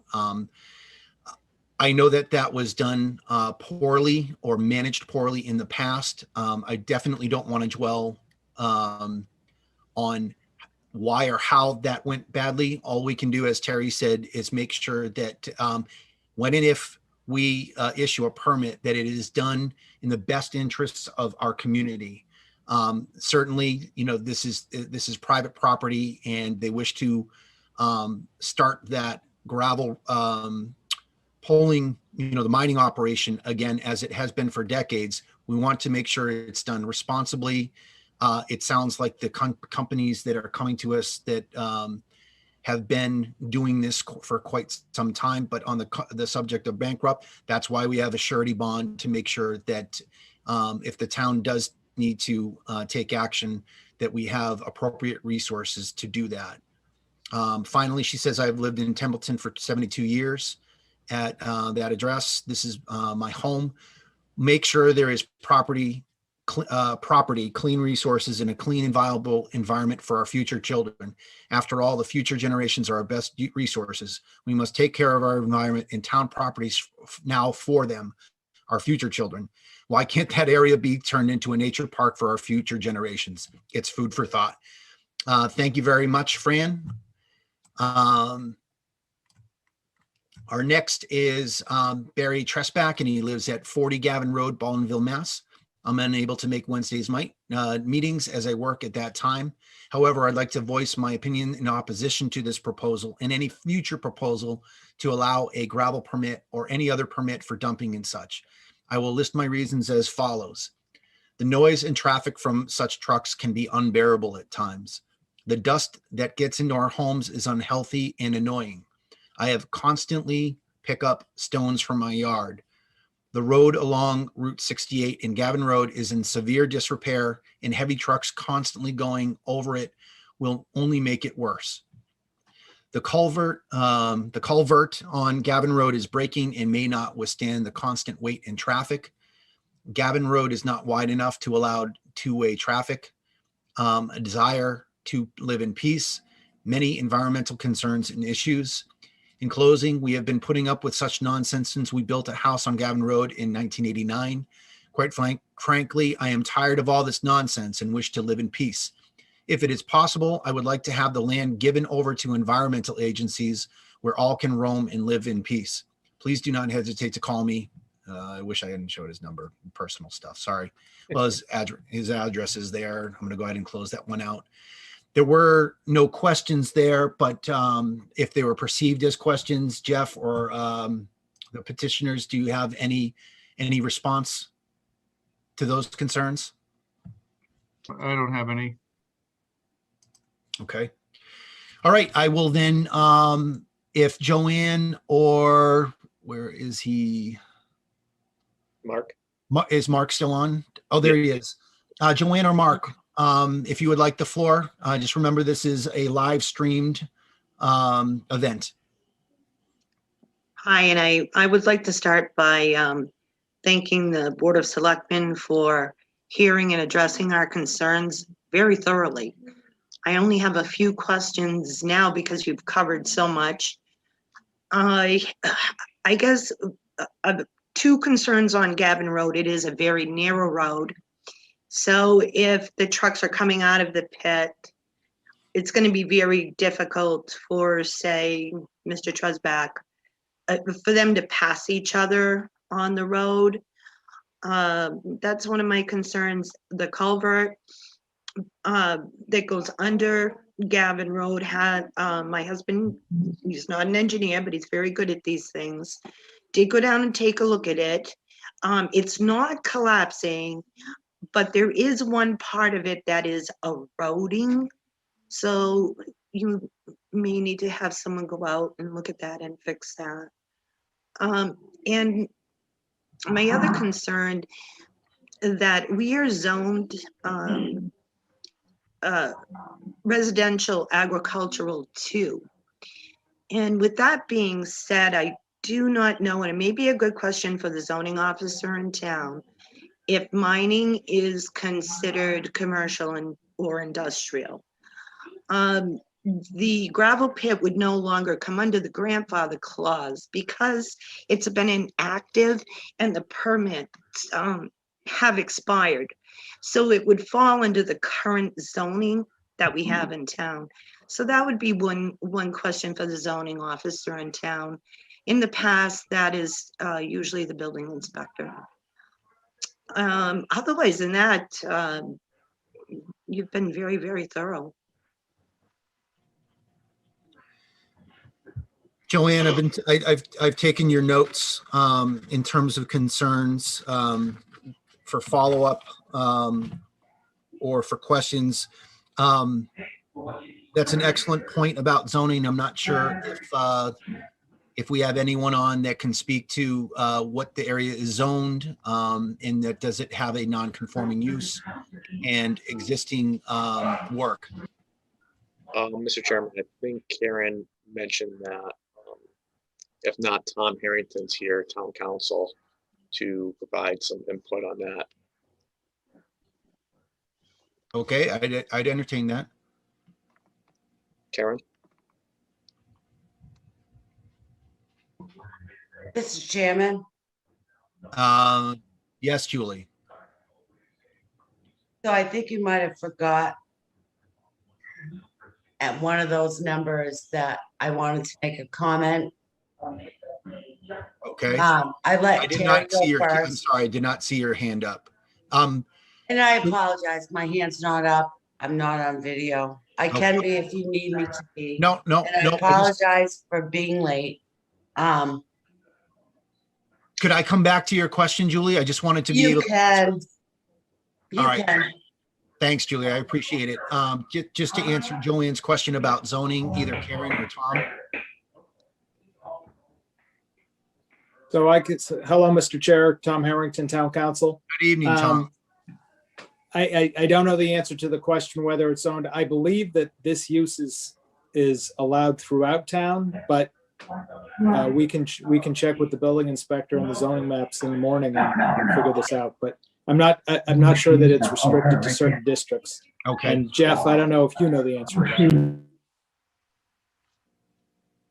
Hey, Tom, how are you? I don't know Good. the answer off the top of my head. I think this was looked at a long time ago when we were with planning board.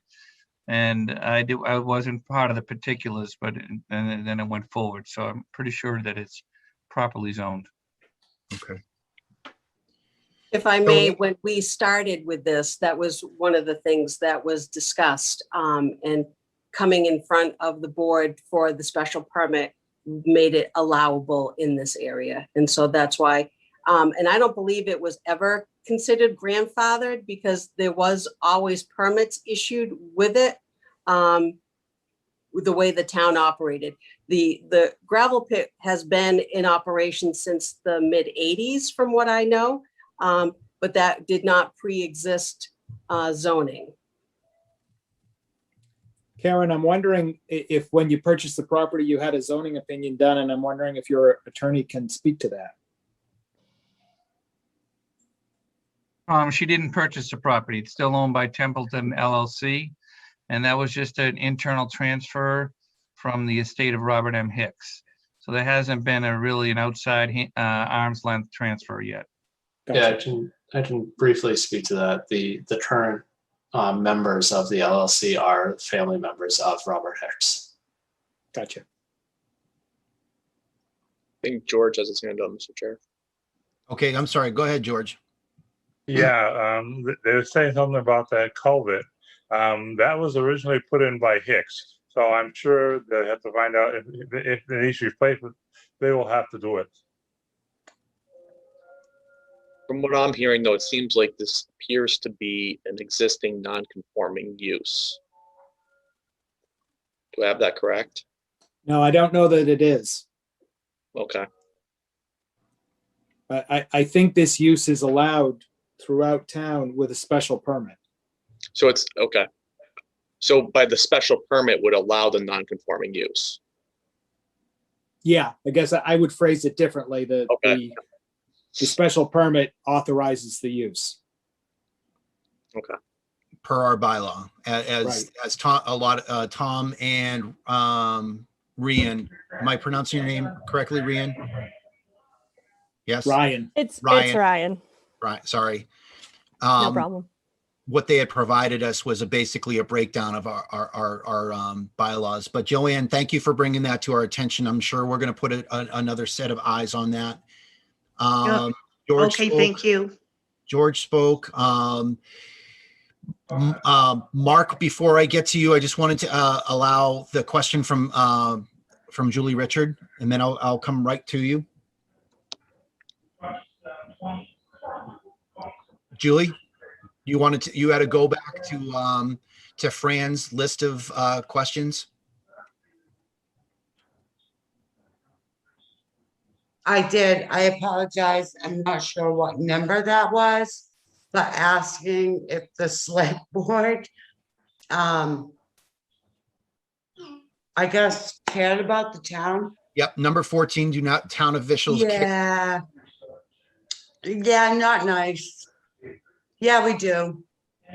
And some of us work really hard behind the scenes, in front of the scenes.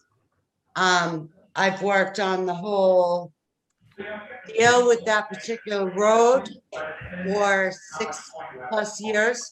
And I just want everyone to know, and I want to go on record as saying, I support the newest member of our team and our, what do I want to say, like head of departments, Bob Sozak, which I'm sure didn't get a call about this, didn't know this was going to come up. This is nonsense. I appreciate that everyone has concerns, but in my opinion, and I don't always, have. Julie, I'm gonna gavel you if this is a public hearing, so we're not making determinations. Right, it's a public hearing, and I appreciate that, and thank you for the reminder, Mike. However, be really careful. So we work hard, and people need to understand that, and they need to do their homework, and they need to not judge the Board of Selectmen. Been here a long time, hoping to go for my 3rd term. All right, Julie, we're not going to campaign at this point. Yep, thank you. Mr. Chair, if I could just jump in for a second here, because Mr. Sozik was involved with this. At one point, he did go down, and thank you, Adam. I appreciate that. I'm aware. Terry, I'd like to give Mark his time.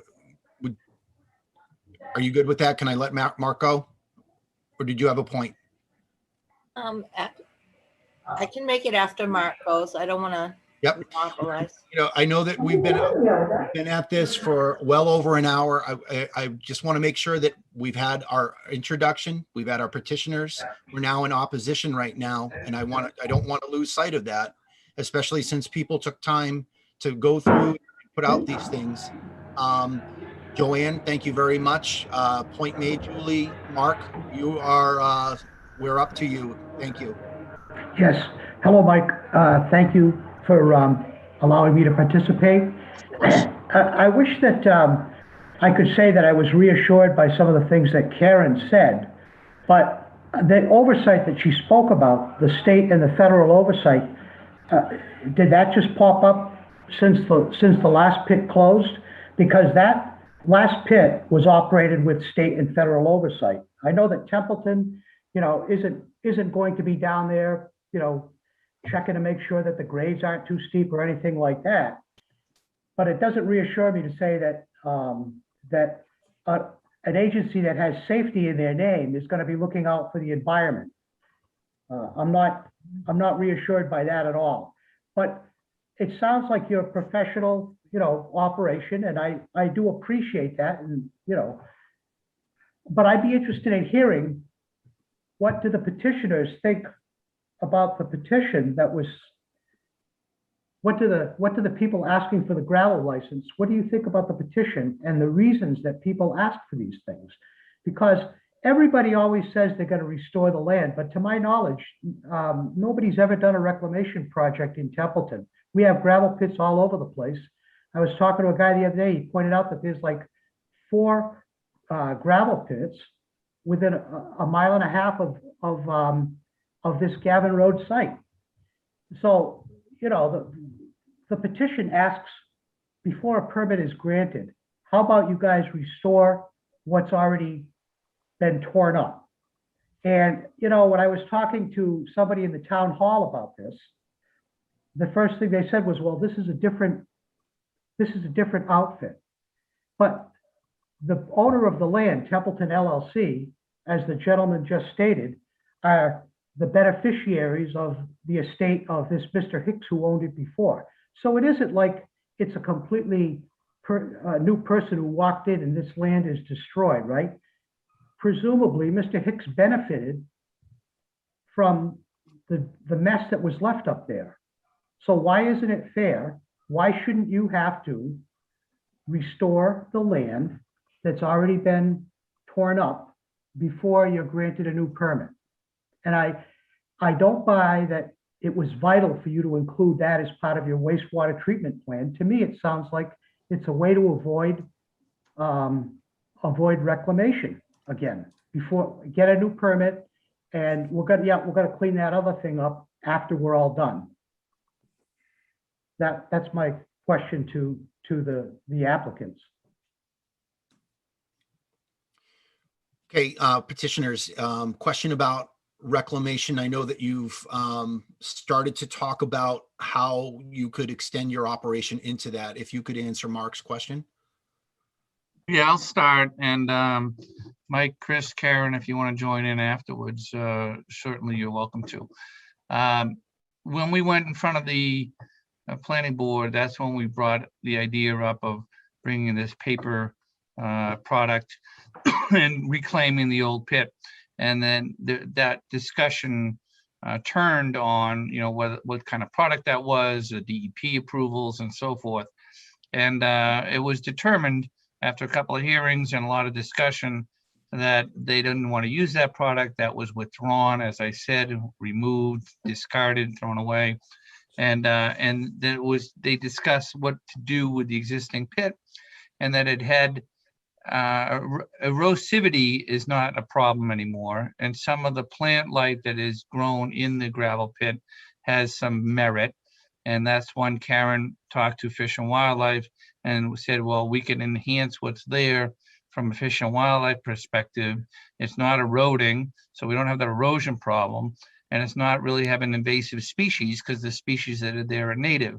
So there's no large problems with what's there. So the planning board opted to do nothing and not require it as part of their stormwater permit. And we were fine with that. The question is, it's not an ideal reclamation project because it was kind of left for nature to take over. And that's why Karen's going to enhance it. It will be very different for the future. And the only other comment I could have on the operations is Karen is I won't get into the technical business arrangements, but she's not going to be she's not the landowner.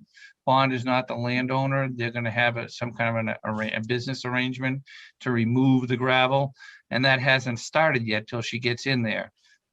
So it's difficult to do anything until the permit's issued and she has the opportunity to go in there and start moving, grading, like she said, and doing the reclamation first and going to the phase 1. So that's what I have to say about it. I think everybody's worried and concerned, albeit probably well-founded, that they don't want what happened before. to happen again. Yes, part of the team is the same. I think the key change is the operator. So, and that's obviously the key change, because they are there on the site every day, or at least most of the time. Karen or Chris or Mike, do you have anything to add to that? Yeah, I mean, I'd just like to weigh in really quickly. Mark, fair point in terms of the ownership, the beneficial ownership. The property is still beneficially owned by the Hicks family. I think the one thing that is different, I can't speak to, the past. I wasn't involved then. But my role in this is I'm a manager, not a beneficial owner of an LLC for the benefit of the beneficiaries. So it's really important that we do this right. And the mistakes of the past are in the past. And, this is part of the reason why I've put this team together, because I feel like this is a team that has very good reputations, and their reputations are on the line as well as mine. So we want to make sure we do what's right for the family, but we also want to make sure that we're respectful of the community, and we do it in a way that's, we want to minimize disruption and make sure that we properly restore the property. So I just wanted to add that in. And Mark, if I could answer a couple of your questions, specifically probably about reclamation. And there's quite a few pits in the area. Most of those are under a pre-existing non-conforming use, and they have been in operation prior to zoning. So with a lot of that, either they're still active or they were active when there was no real governance over them.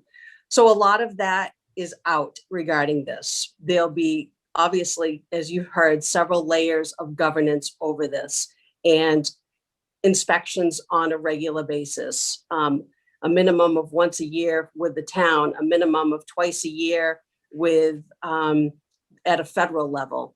And if there's any issues, then we're going to have to address them immediately.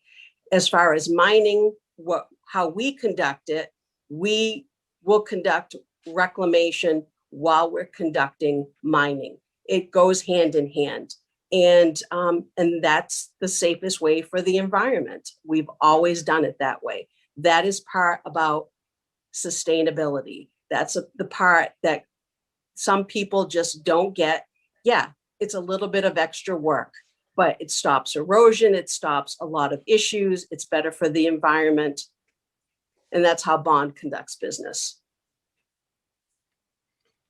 Thank you, Karen.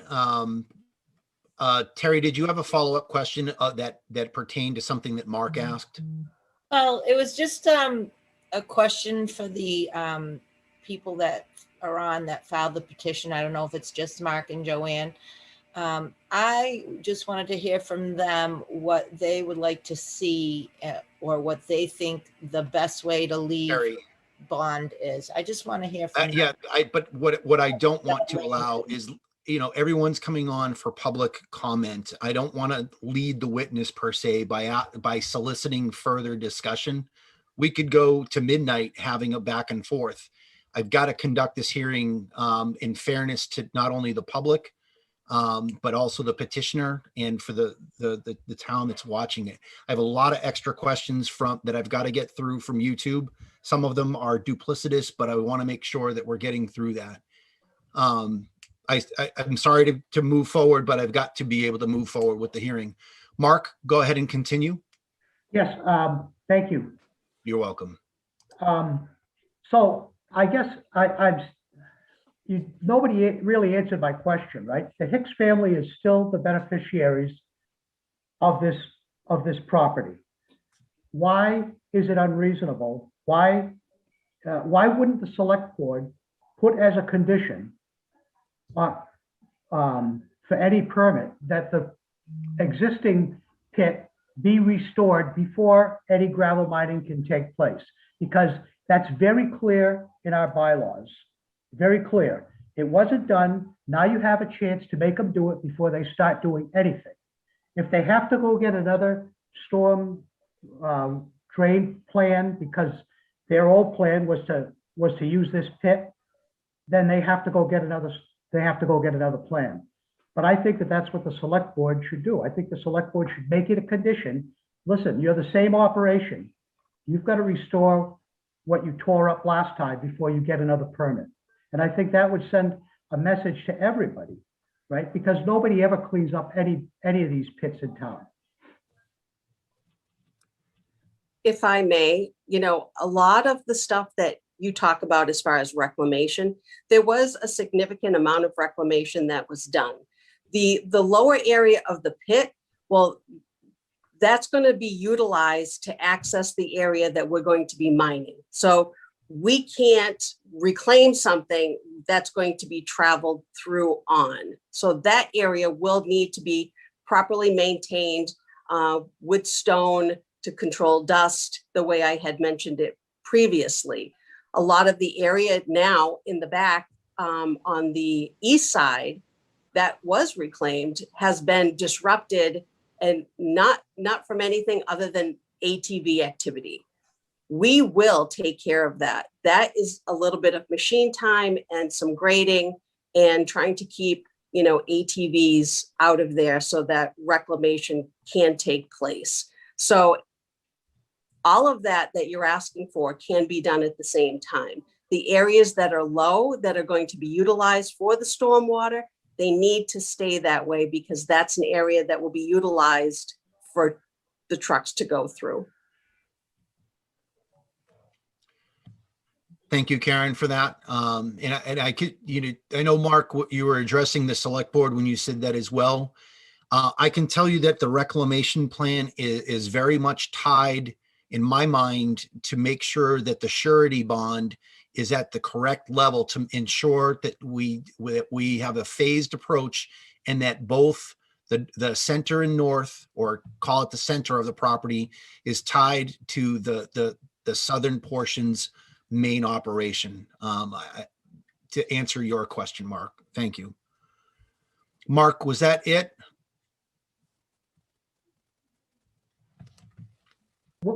Yes, that's it. Thank you, Michael.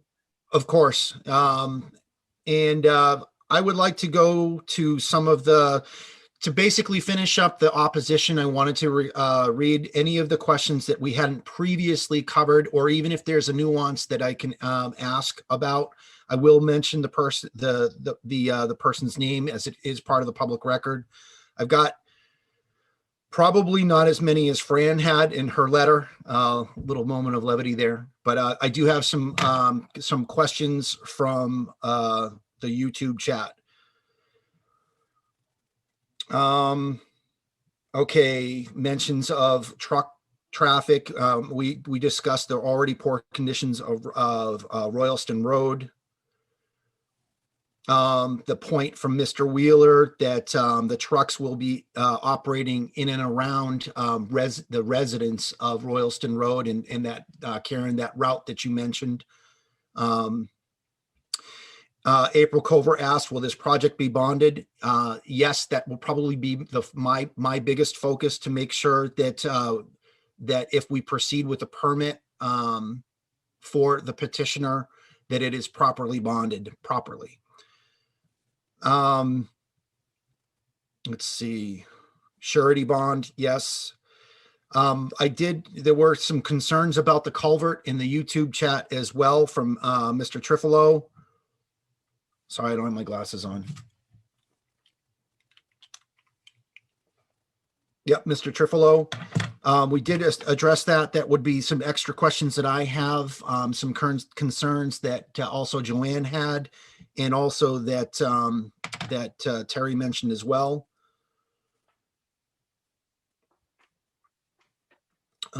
April Cover mentioned the gift from Bond Construction earlier. We did talk through that that gift. I will say that the select board in understanding that changed the way that the town receives gifts, and changed our policy on that to make sure that the select board is aware of any type of gift. Her question, who will be monitoring the site to be sure that they are in compliance? So Karen, I know that you mentioned several state and federal oversight. The select board, April, if you want to take a look at the packet. I'm not on the correct page in the packet. Well, maybe I am. Take a look at it's definitely a question that I have as well about supervision, that the town departments are covered in terms of specificity, but I think from a town perspective and compliance, to make sure that we have the right stakeholders from the town's perspective, providing oversight and supervision. Karen, I know it's very difficult to answer this question, how you answered it earlier, but Mrs. Culver was looking for, do you have actual examples of the seeded material that would be used to reclaim the land, especially within the previous, when you talk about a seed mix on the previously mined area? Do you have any specific examples of that? People in the community are very sensitive to that biomix before, and we want to make sure that we're 100% honest, open, and fair to say we have a bylaw that the town meeting spoke. We cannot use anything like that. We won't endorse a plan, a permit that would use any of those products. Town was pretty clear with that. So if you could provide any kind of example of seed mix, that would be helpful. I'd be happy to forward it to you. I do have a seed mixture that we utilized in West Brookfield that they did recommend for me. I'm waiting to meet with Fish and Wildlife to have a meeting there for them to look at it if they wanted to make any modification. It's all just native seed. I will guarantee you there is there's no biodegradable material. It's strictly a seed mixture that was purchased in bags, and that's it. Okay. So it's like walking up and down the aisles of Home Depot or Lowe's, looking at the bags of seed mix. That's basically the stock that we're talking about. It is, and we did purchase it, I believe, out of Amherst. It was an organic seed mixture that they did want, and Fish and Wildlife came while we did it to watch us and actually even assisted us. We did overseed it by hand, and it was at the time it was a 15-acre site. Oh, okay. Thank you for that. For a town answer, again, Mrs. Culver asked, has the last permit on the property has been closed out? I know from a project perspective, we've definitely touched on this a few times that no, from a project perspective, it wasn't closed out. From a permit perspective, Holly or any of the members that are on from the town staff, can you answer that question? If the town, let me read it again. Has the last permit on the property been closed out? As far as I know, they had to go through the whole process again because of the permit expiring. That's my understanding of where they're at today. Okay. If I'm incorrect, please jump in, but that's where I interpret where we're at today. Okay. Yes, the permit expired in 2017, the former one. Okay. Thank you for that specificity. Mrs. Culver, I agree with what she's saying here. We need a town official monitoring the site. What is the proper, for council or town administrator, what is the proper town entity that would provide the best oversight? I'll yield to council on that. Tom. It's a good question, and in part, I think it depends on what we're looking to see. So I would think we'd certainly want our DPW director to be able to view the site, just to look at the process on the site and to report any observations. I think we'd probably also want wetlands to get out there just to make sure that the material's staying out of any wetlands on site and that the wetlands are being properly protected. Okay. George, do you ever do any site walks after approving or giving a negative determination? We have in the past, yeah. And in the past, we used to go out for the selectmen on the Concom, and we would check the site before they did any work or say permitting or letting them, do their permitting. Concom, and it was the basic people who went out there at the selectmen's asking. Okay. Okay, And if you definitely. would, Mr. Chair, on that issue, I remind you that the planning board is going to have an agent for them paid for by the applicant as part of their permit, Okay. What was the frequency of that? once a year. Okay. And their domain would be erosion, as well as stormwater, and making sure that they follow the plan that's on record, and they don't veer off and go on to areas that they're not supposed to go to, and so forth. So that's their domain. It sounds like it's the same parallel issues that you're looking to. Okay. Mr. Chair, it sounds like that's something that the board may want to consider piggybacking. Okay. A diligent note taker tonight. Okay, Mr. Trifilo said I was looking at the wrong property when we were looking at the property lines. I went by what it was in the Access GIS, so I apologize, Mr. Trifilo. Mr. Wheeler was asking Jeff if he was involved with Mr. Hicks when Perkins was operating the mine. I was not involved. I never met Mr. Perkins. I was involved with Mr. Hicks first when I did the culvert that George was talking about, the culvert plan. I did the plan and Mr. Hicks went to the meetings. So I didn't know the town then either, nor did I know Perkins. All I knew was the plan. He went to the meeting, told me what to draw. I drew it, and obviously didn't just do what he said. I drew it from an engineering perspective, but then he went to the hearings and he did the permitting. And then I didn't hear from him for years until he passed away. And then we got involved with this permit in 2006. Thank you. Appreciate it, Jeff. Mr. Wheeler had a concern for the trucks, Karen, about how dusty it can be and, rocks getting kicked up. Not sure if that's an issue with speed or otherwise, but your point about professional drivers, kind of bring that full circle back around to your discussion of your driving force. I know there was a previous question. Could you confirm you were talking about you're only having your company vehicles and your drivers? Yeah, so everything pretty much would say Bond Construction Corporation. The only time that there would be another vehicle there that may have another name on it would be I occasionally hire owner operators. This way they operate their own truck. They're under my umbrella as far as working specifically for Bond, which means that they need to be diligent and do things as I would want them. They would not be, just a truck driver that's hired by somebody else that's going to be speeding or, their name is on the door. So they're responsible for themselves as far as that goes. But it's very intermittent when we do it. We like to use our own drivers with our own trucks that says Bond on it. Okay. Thank you, Karen. And on the subject of dust or rocks, I kind of want to do a follow-up for Mr. Wheeler's question.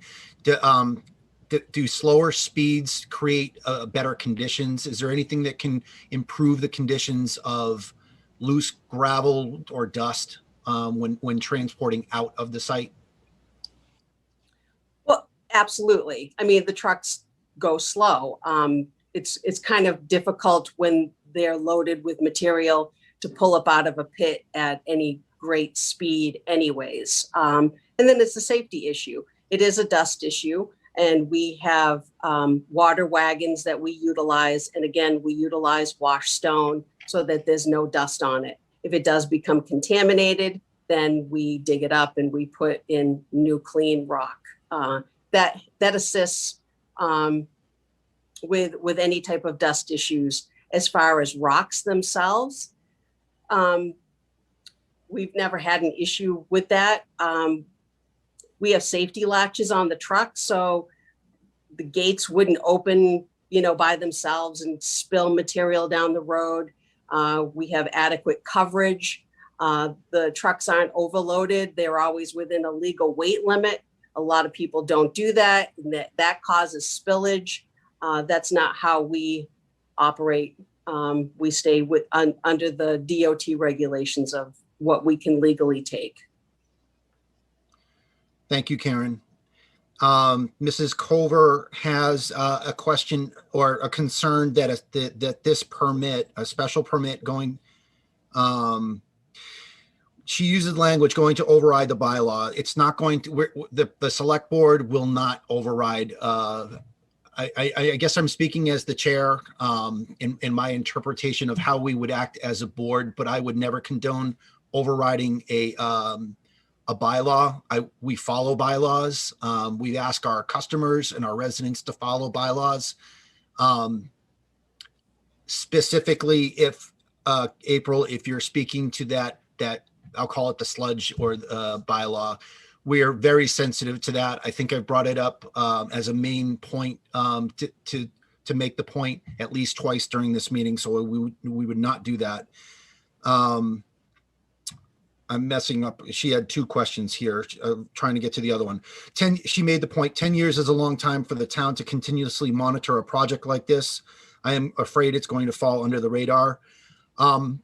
April, I understand your concern. It would, as we talk about, this is a 3-year. If I didn't come back on, I wouldn't see the end of this 3-year permit as a hypothetical. So a large undertaking like this, we have to make sure it's like when we wrote Adam's contract. We needed to make sure that we wrote it right. Isn't that right, Adam? Yeah, you did a good job. When you take on these things that are going to take 3, 5, 10 years, we need to make sure that we create the conditions. So I agree with you, April. We're working to make sure that we can do that. If I could just say something briefly on that point. Chris, go ahead. That's another reason why it's in our best interest to do this the correct way as efficiently and as well as possible. This is a potentially 10-year project. We want to come back in 3 years to ask for renewal of the permit, and we want everything to be in order, in shape, to have the town not have any additional questions of us. So we want to make sure we do it all right the first time, all the way through. Agreed, Chris. And if you can believe it, that is the last of the questions that I had on the YouTube chat. There might have been other ones on there, but it was mostly thank yous or some, I think, just some clarifications or questions. One more from Mr. Wheeler. Mr. Wheeler wanted to make sure that Karen, that you understood that the trucks that from Bond are less than 10 yards from his home.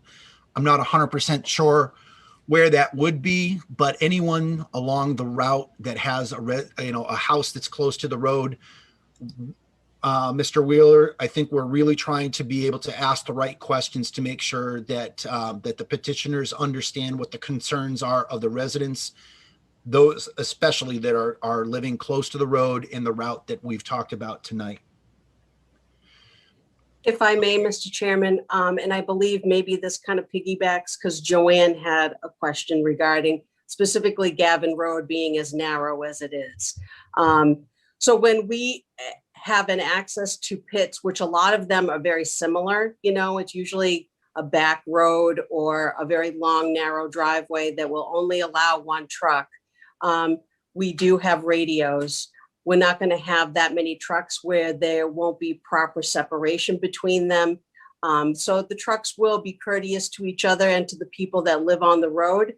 And we'll make sure that there's only one truck traveling on that road at the time, whether they're coming in or they're coming out, and they would always yield.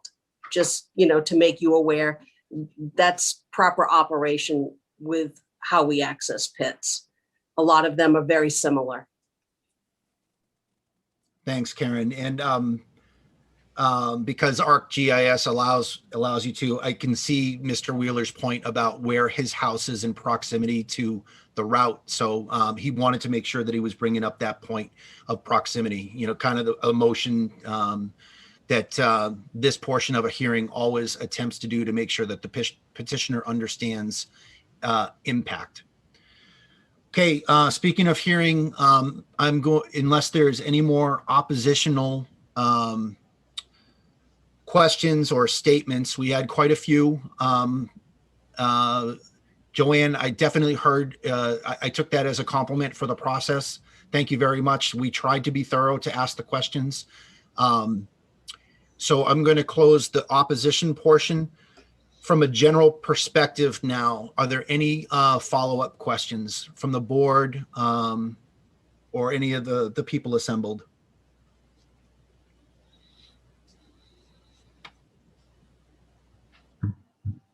Mr. Chairman. Chairman.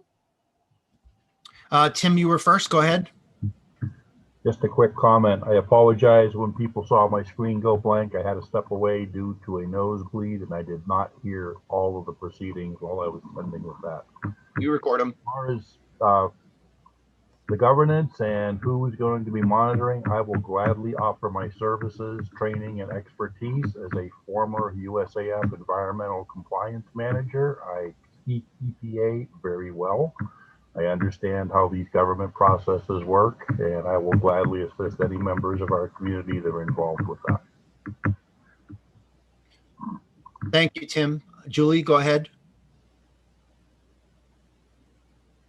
Just wanted to clarify, you were asking for questions. I have none.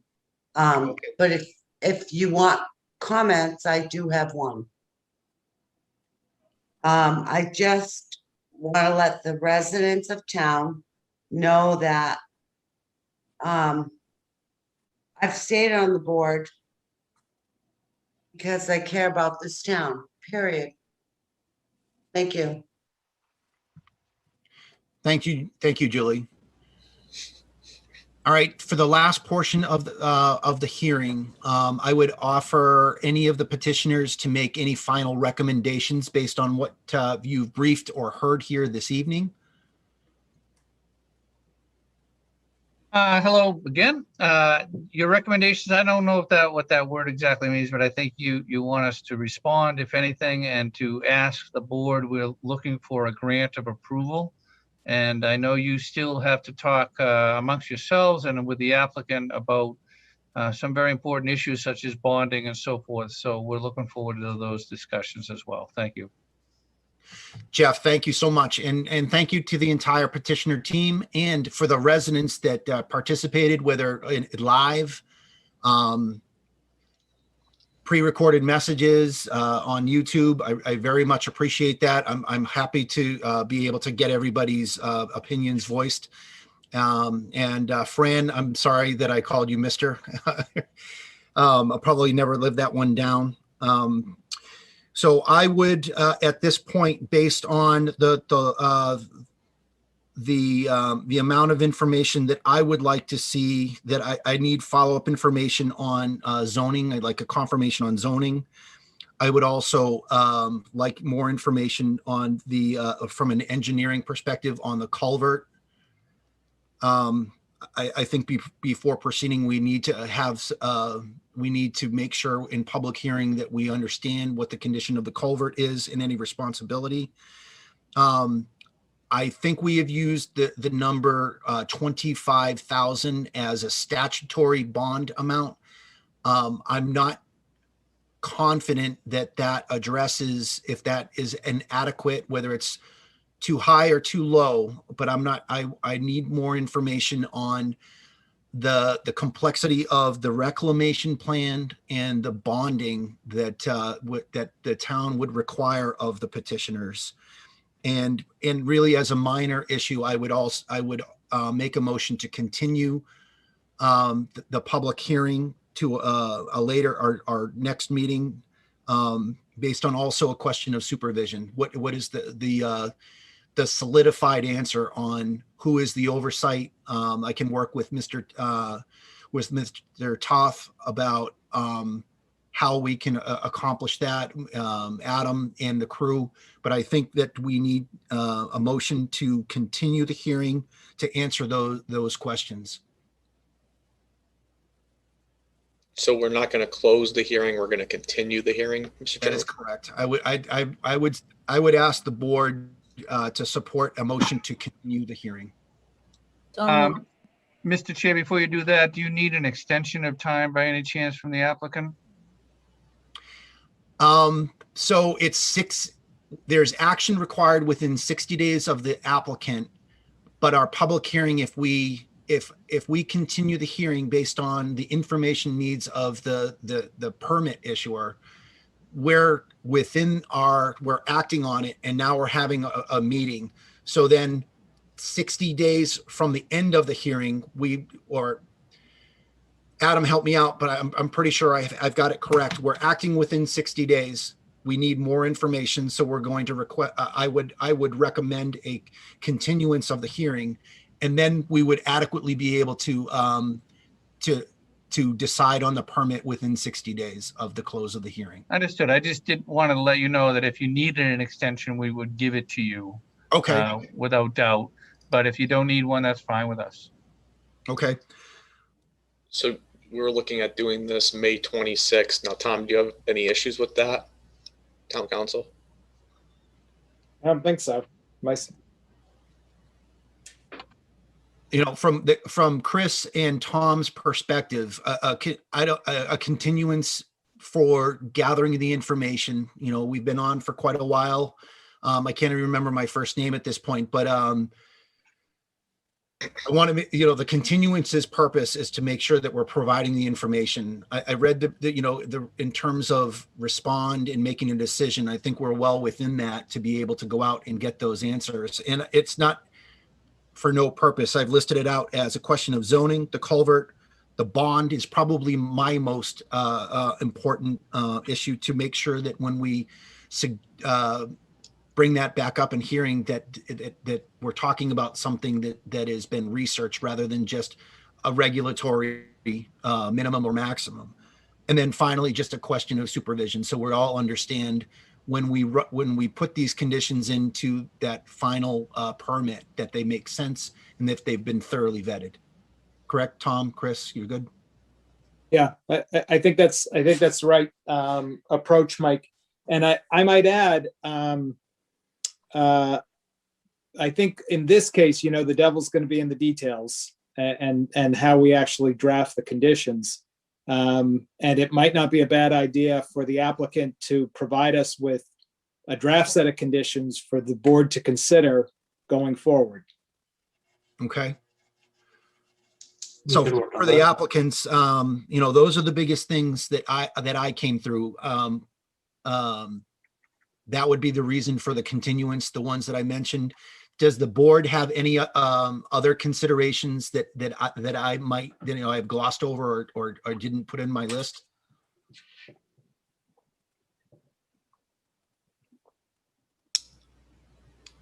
YouTube says, like testing water. Mr. Chair. If I may, Mr. Chair. Absolutely, please go ahead. I'm just looking ahead, on the 26th, we were also considering the financial review from the DOR. Are we going to mix too long of things at one time? If I can. Go ahead, Adam. We're looking at calling a special meeting, but it would obviously require, I believe, a 4/5 vote tonight from the board for 5 p.m. So, yeah, we'll be meeting with the Division of Local Services at 5 p.m. and then the public hearing wouldn't be till we get into that meeting. So it's gonna be a long evening. No, I just wanted to make sure that we weren't mixing two. Well, at least, Jeff, we would be able to start that early. Instead of having that other one at 6:30, we're looking to have that joint presentation at 5 o'clock, and then the lion's share. I believe, again, my opinion, I believe the lion's share of what work we needed to go through. I very much appreciate all of the reports that we had. I think that there was a lot of due diligence from the technical side of things, and not being a stormwater engineer looking through these schematics and otherwise, I definitely have the trust in some of our other boards and committees on the work that they have done to this point. It's not just the select board, as Fran discussed. It's been discussed by other boards. I think the lion's share we've done tonight. I'd like to focus on some of those other items as we continue the public hearing to that date. Terry, you had a question? Sorry, yes. The only other thing I would think of is if we are gonna a contract with bond. You broke, either you or I broke up. Could you say that again? Oh, it's me. Just what we were thinking, what does the town get out of this? It's a $600 permit or what have you, and in the contract or in the consideration, maybe there could be something that the town more would get out of it. I look at those other, and you're looking at me like, what? Well, when we made the contract with Empress and Bandit and the other marijuana facility going in up the street, they did have things they were going to contribute to the community. I think we're mixing apples and oranges. Pardon me? I think we're mixing apples with oranges here. The marijuana. All right. Yeah. I mean, I understand what you're saying, but it's private property looking for a gravel permit. That, you know, they own the property. If someone comes for a building permit, we don't try and, you know, for a new kitchen, we don't try and get them to make us dinner. I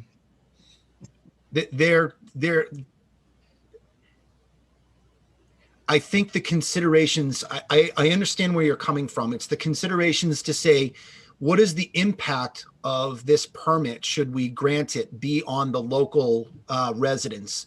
So shift that understanding. I would shift the understanding of what are we getting out of it is how are we making sure that our quiet comfort is not being impacted. You know, like Mr. Wheeler talking about dust and rocks or the road. You know, Karen and I were talking about Royalston Road earlier in the hearing to be able to, you know, what does the town get out of it? You know, they're not going to come in with cash money saying, you know, we don't shake people down based on the consideration of the bylaws, but we are trying to make this the least impact to the residents around them. If it comes back as, wow, this made life better, somehow better, or cleaned up that property, or the road became the culvert or otherwise. That's why I think that we need a continuance to be able to say, let's come back with good considerations for the residents that aren't going to break the back of either party, opposer or petitioner. Win-win. Thank you.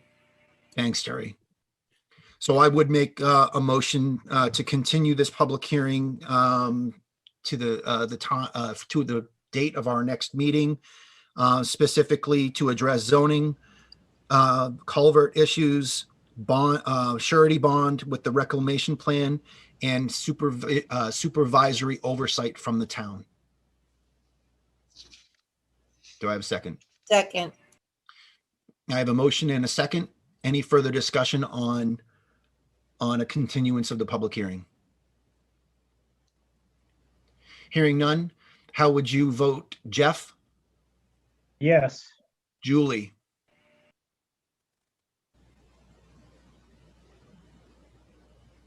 No. Terry? Yes. Tim? Yes.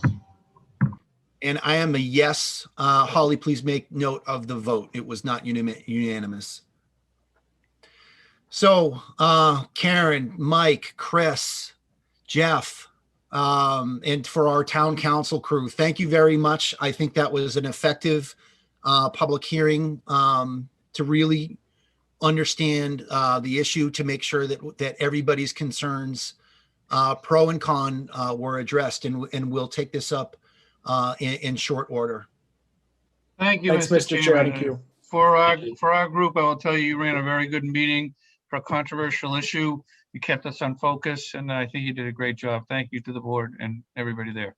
Great. Thank you very much, Yes. Jeff. I appreciate it. Have a We'll good get evening. back to you with the zoning answer. All right. Thanks, Tom. I appreciate it. Thank you. Thank Good you, night, Mr. everybody. Curry. Absolutely. Good job. Thank you. All right. We're in. Thank you very much. I don't think I have to say anything else about the hearing if we're in continuance. Mr. Chair, what was the actual date? Was it the 26th, you said, That is correct. at 6:30? 6:30. Holly, will you be sending us a link again for that? Well, yes, I will. Did you hear me? All right. I thought she said no. I must have hit the button too slow. Wonderful. Thank you all very much. Absolutely. And Joanne and Mark, thank you for joining us this evening. We'll definitely stay in touch. Thank you very much. Have a good evening. You too. Thank you. Thank Good you. night. Thanks, Tom. All right. If you did not get enough of hearings, we have another hearing coming up within seconds. All right. So time is now 9:10. We are going to move into our third public hearing of the evening. That is a public hearing with action related to library parking. I would like to make a motion to open the public hearing for action related to the library parking. So moved. Second. I have a motion and a second. Thank you very much. How do you vote, Jeff? Yes. Julie? Yes. Terry? Yes. Tim? Yes. And I'm a yes as well. Public hearing is open for library parking at 9:11 p.m. Let's see. I don't have the statement. There's so many pages. I just don't know which one it starts with. Library parking. Should be like a number and a letter on there. Yep, here we go. ID. Yep, I've got it. Thank you. It's page 105 in your packet. The town of Templeton will hold a public hearing via live stream on TCTV's YouTube on April 28th, 2021 at 6:30 or soon after for the establishment of 3 parking spaces located in front of the Boynton Library at 27 Boynton Road to be designated and posted as reserved for library use only during the library's open hours. Public and comment, just as I said, whether we got some through email or otherwise, as I open the meeting, public comment, I'll be watching the live stream as well. I can see that we've got Jackie Prime with us this evening. Thank you very much for joining us, Jackie. That's the opening. Adam, as far as petitioner, will that be you or Jackie to brief? That will be me, but Jackie will be here for backup. Sounds good. Let's do it. If there's any questions related to the library and the need for the 3 spaces. We talked about this, I believe it was January, I want to say, or so. And right now we're looking at having 3 parking spaces. You see here the library right in front of the building itself. We're looking at having about 15 feet going in these directions, 3 spaces or so, and then 8 to 10 feet out, which should suffice the need for these parking spaces at the library. I have since sent to a local business over there the fact that we are holding a public hearing this evening. This was based on consensus from the board and previous discussions, the need to have this done. Right now, we're still business really hasn't picked up. I don't think there's any substantial need at this moment, Jackie, unless I'm wrong on that. I know that the library struggled to find parking spaces when peak hours of the restaurant were occurring, and I think this is the first step to get it done. I did talk with Mr. Sozik today, and he did indicate that putting up 3 signs shouldn't be an issue during the library hours, as well as doing the line painting for those spaces. This should be relatively a simple thing to take care of. Jackie, did you want to add anything else? No, I think 3 spaces will be great for our patrons many of whom are elderly and some with, very small children, so they have close access.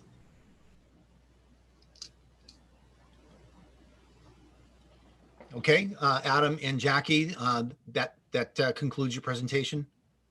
That is it. I believe all you have to do is check the YouTube chat with the public hearing aspect. No, well, Or this. My first question for my petitioners, my good friends, the petitioners, when it says here, the notice of public hearing, it says to be designated. Do you have an example of what that sign might look like? Will the sign include the hours of the library on it? Jackie and I did have that discussion. We're hoping to have the hours of the library on the sign.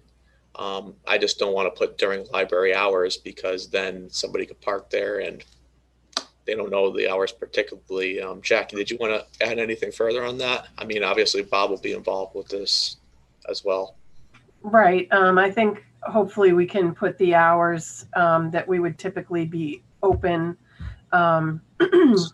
just so that we're not taking up spaces when we don't need to. That's not our aim here. We'd like spaces available when we are open. So I think the hours would be really helpful. I agree 100%, because it for anyone, don't fall out of your chair, Jackie, but some people that might park on that road might not know that there's a library there. So they may be going to participate in some of the other finer things that we have to offer in Templeton Center. So I think it's important for them to know, if they're looking for parking, whatever event they're looking to do, is that they really understand that that's during those hours, they really shouldn't be parking there. That's the intent of what these spaces are. So I think knowing the times, the days and times are very important. And because we've talked about this before, I don't have any other questions for our petitioners. I'll open that up to the board. Mr. Chairman? Yes, please go ahead, Jeff. Just as a reminder, there is also an off-street cutout next to the sidewalk, and it was originally done for handicap, but it does need proper signage and marking because there's only one handicap spot. It needs to be, pretty sure it needs to be van accessible. And I think, talking with Bob, if I remember right, he thought he might be able to squeeze 2 parking spots out of that. One could be either an employee or just an open spot, but it would definitely need a handicap spot in there, which was the original intent of that cutout, plus the 3 spots along the curb. So there's potentially 5 spots for the library. One would be a handicap spot, just as a reminder. Thanks, Jeff.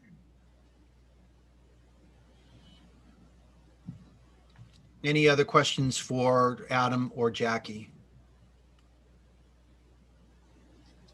Okay, do I have anyone, I'm looking at the chat online. Are there any opposed? Adam, do we have any emails, letters of concern or otherwise on the 3 spots?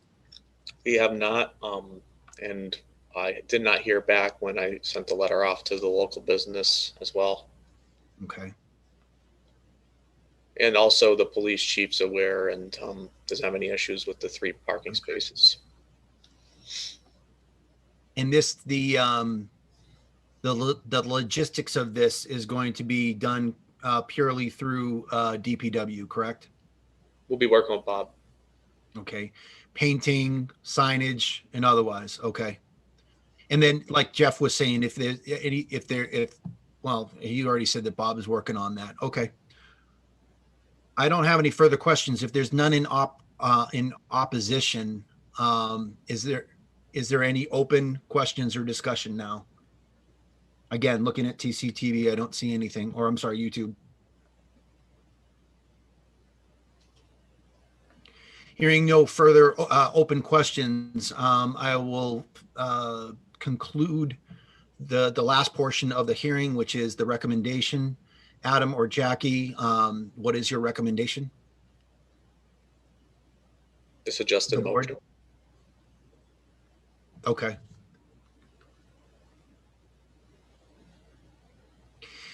All right, I will make a motion to close the public hearing for action related to library parking. Second. Thank you, Tim, for the second. Any further discussion? Okay, on the motion to close the public hearing related to the library parking, how would you vote, Jeff? Yes. Julie?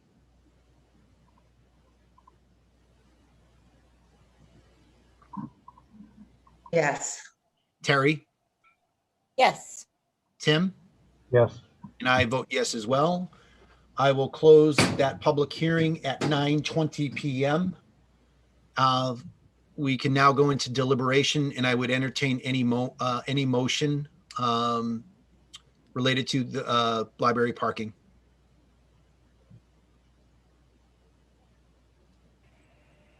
Mr. Chair, I move for the establishment of 3 parking spaces located in front of the Boynton Library at 27 Boynton Road to be designated and posted as reserved for library use only during library's open hours.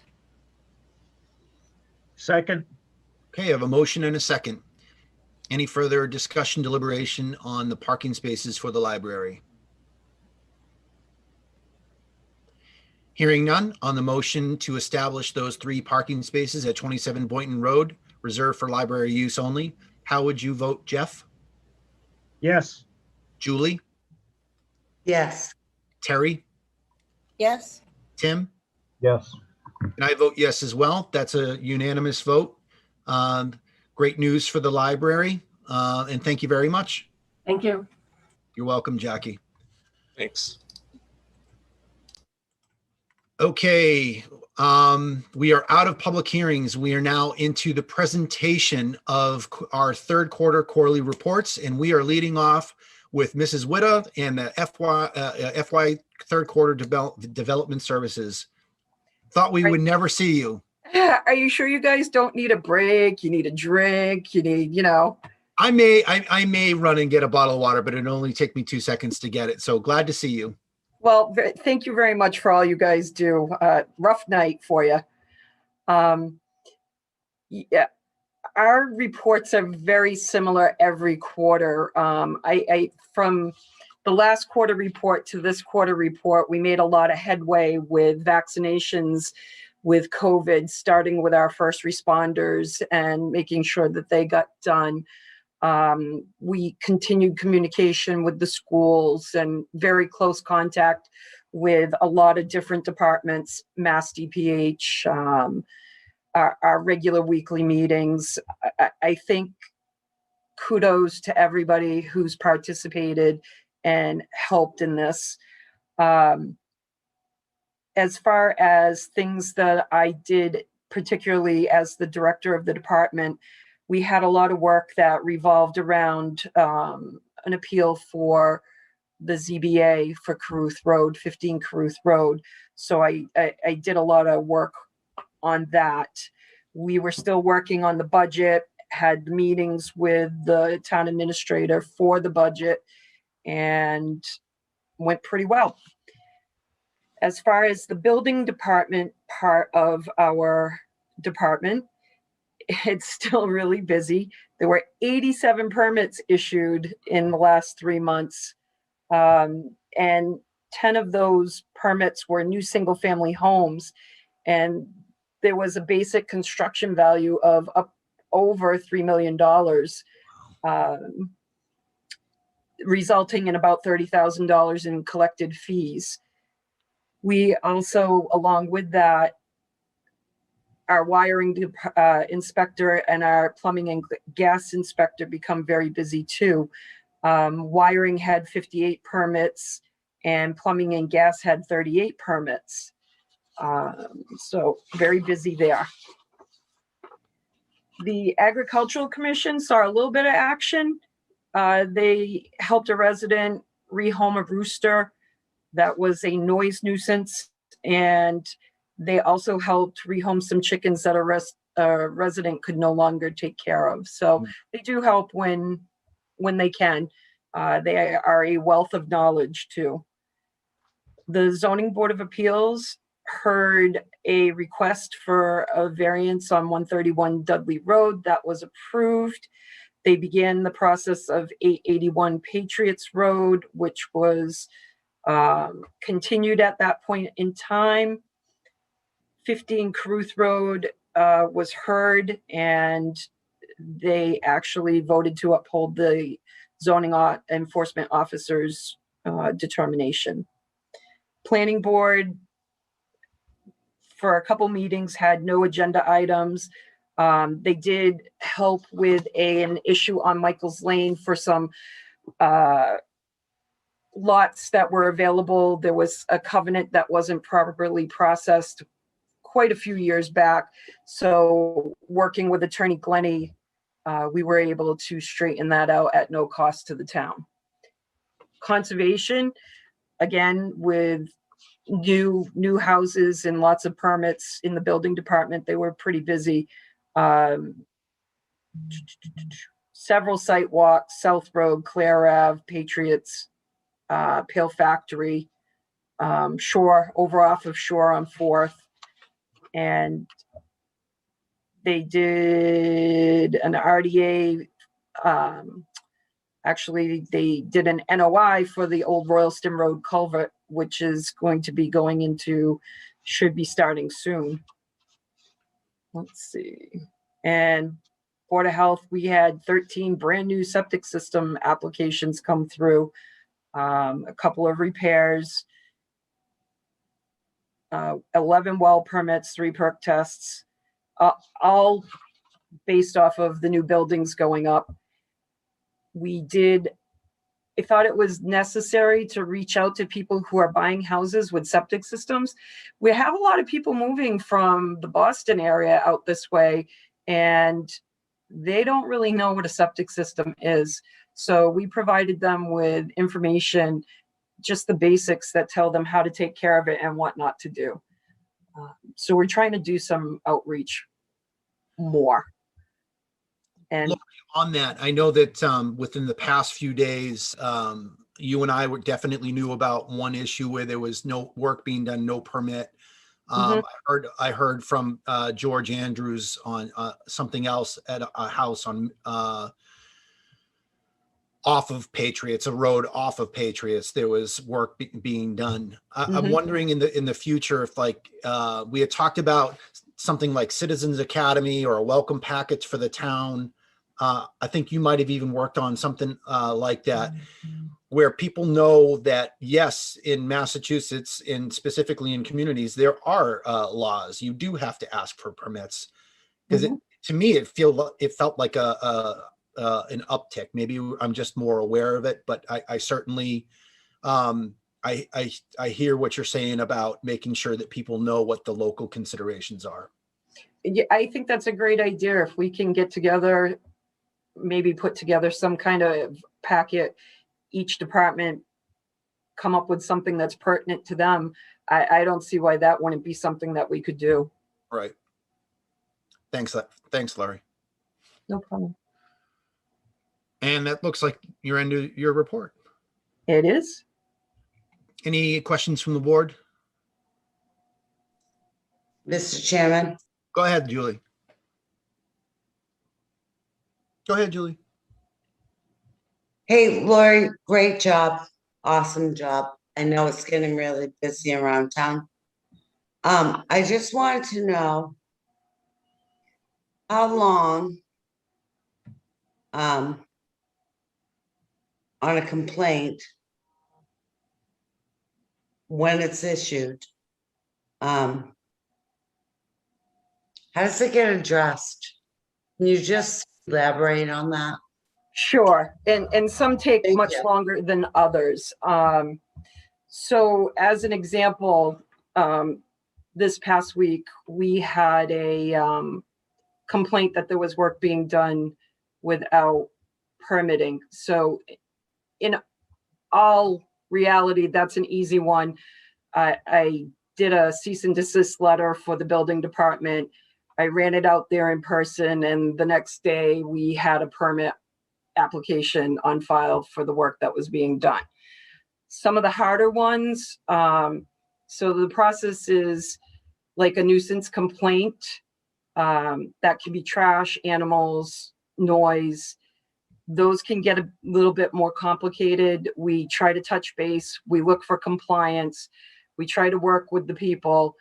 Eventually, if we don't get any reaction from them at all, we have to file in housing court.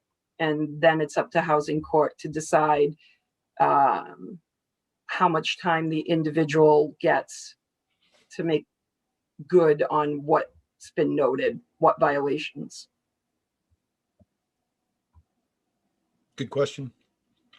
Okay, thanks, Lori, but like, so there's no time there, correct?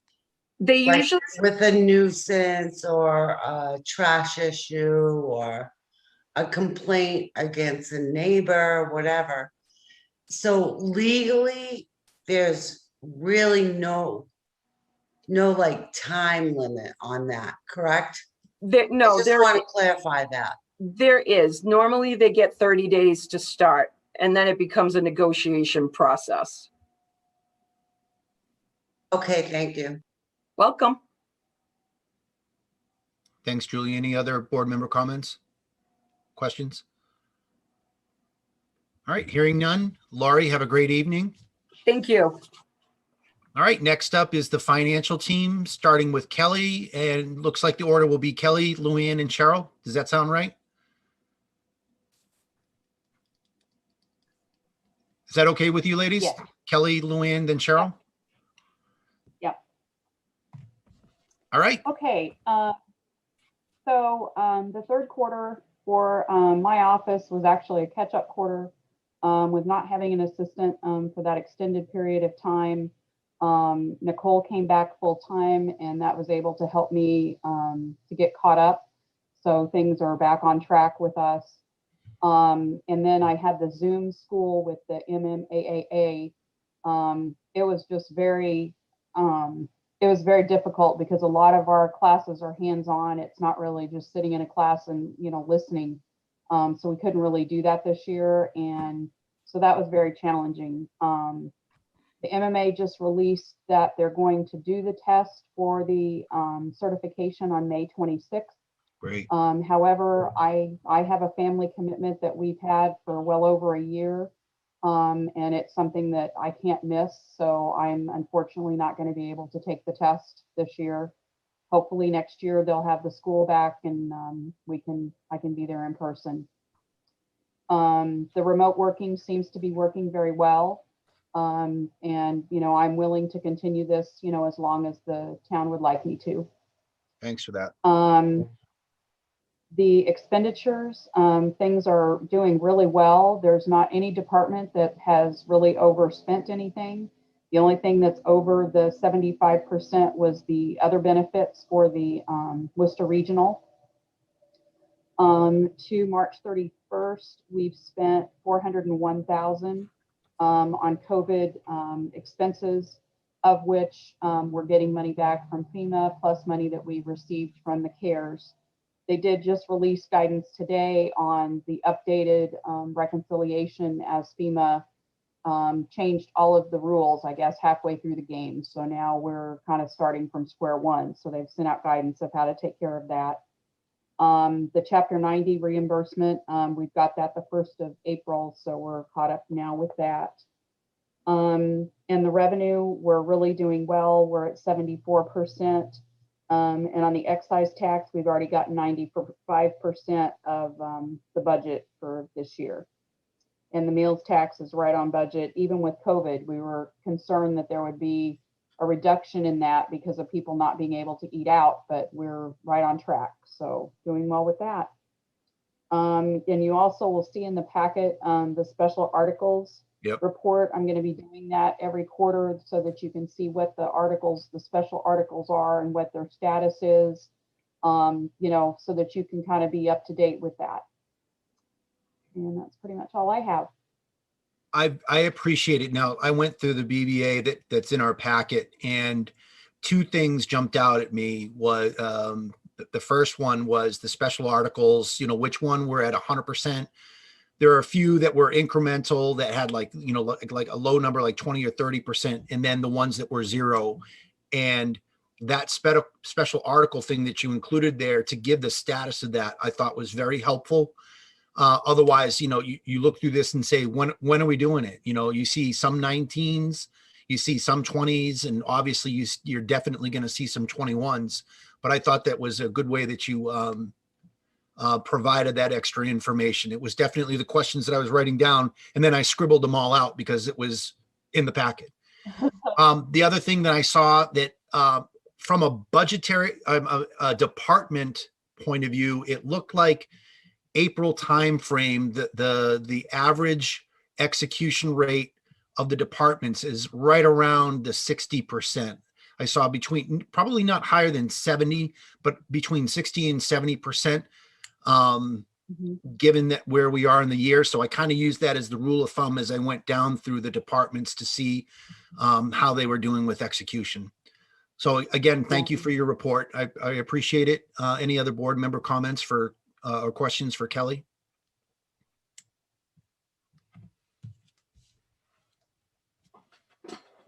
Yeah.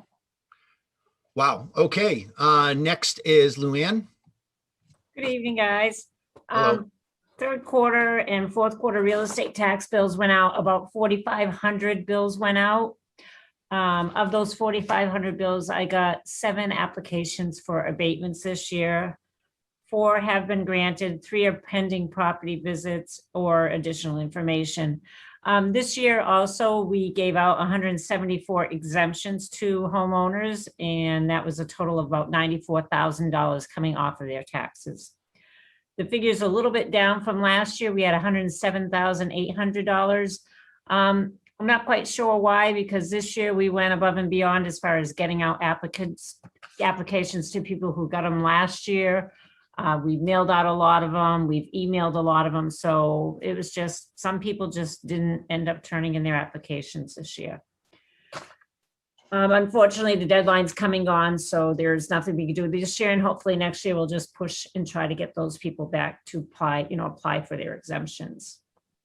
Since January, I've gone out and I've gotten 23 occupancy permits for new construction, which means I've been out to visit 23 properties from January to March.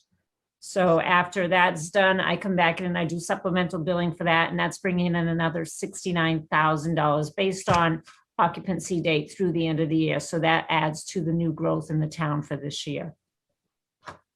And also it brought in about another $1,400 in community preservation tax for us. January also brought the first motor vehicle bills that went out, over 8,000 from the RMV. So they had a due date, I think it was the beginning of March. So those are going good. The RMV did roll out a new program this year, which is called Atlas. There's been a few glitches that they've had to deal with on their side. And so it has kind of pushed back our commitments for our motor vehicles this year. Normally I do them like in January, March, May, every 2 months, but they held off on issuing us a commitment in March. So we will be getting a double commitment for motor vehicle excise sometime in the middle of May to do that this year. So they're a little bit backed up in pushing out their motor vehicle bills to us. Mapping changes, I can do mapping changes once a year. That's anybody that does property splits or any kind of changes on their properties, anything from January of the previous year to December, and then come January of this year, I go in, I do all the splits, create new lots. I send everything to our online mapping company. They download, go in and change everything. Also, we go in and change anything with Mass GIS because that's required for any of our grant money that we're getting. So everything was done and sent to the mapping companies the end of February. So everything up on GIS is current. All the new maps in my office are now current again. And the only thing I can do, I can only do mapping changes once a year, which has been done, but I can also go in several times through the year and I go in and change property owners. So if anybody buys and sells through the year, every couple months, I try to go in and at least update that for anybody that goes on the site. So we're pretty much current, at least with the owners. Luann, if I could, so I don't know if you were watching the hearing on Gavin Road. That was one of the points that I made where it seemed like the southern boundary cut off. Is that the kind of map changes that you're taking into account? No, the only mapping changes is like anybody that files for subdivisions. Oh, okay. Or property splits like that. Unless the state sends me any kind of boundaries between towns, then I would do also those changes at that point. Like I know the Department of Mass Highway did a couple changes, just slight street boundary movements into people's property, a couple actually in Baldwinville Center. So I had to adjust some people's properties through Baldwinville, but not changes like you're referring to, no, that I saw. All right, thanks. Yeah. Also, new construction, like Lori said, is off the charts.